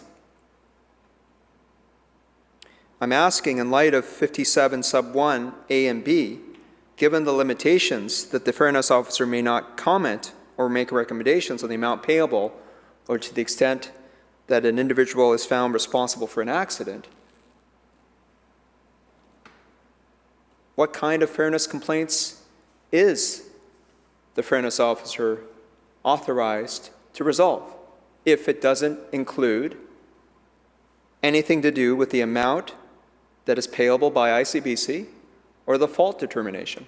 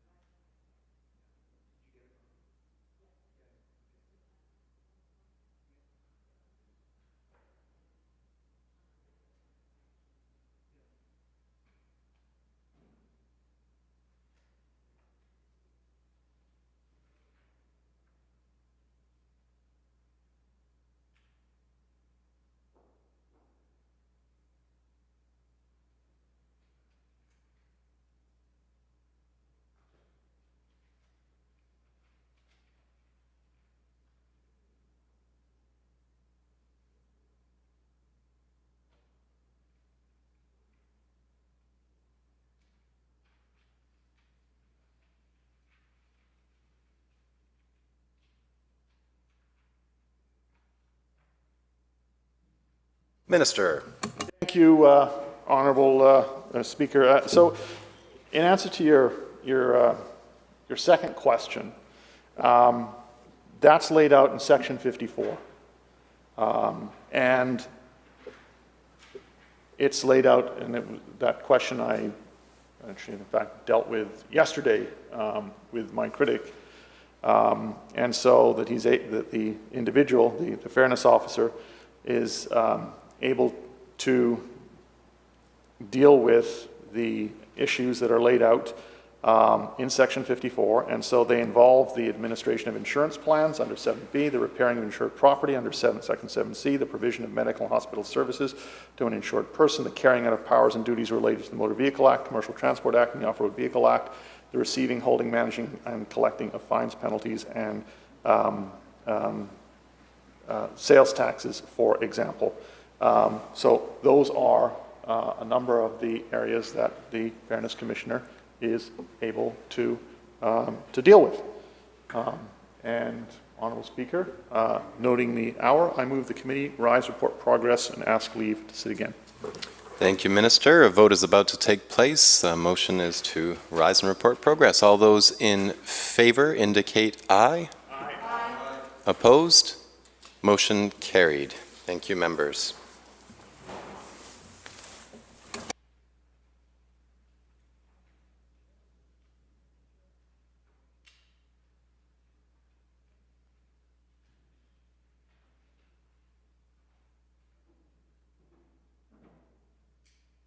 Committee Chair. Thank you, Honourable Speaker. Committee reports progress on Bill 5 and seeks leave to sit again. When shall the committee sit again? Government House Leader. Next sitting. So ordered. Government House Leader. Thank you, Honourable Speaker. I move the House to now adjourn. Honourable members, you heard the motion. Have your voting cards ready. All those in favor indicate aye. Aye. Opposed? Motion carried. This House stands adjourned until 10 a.m. Monday morning.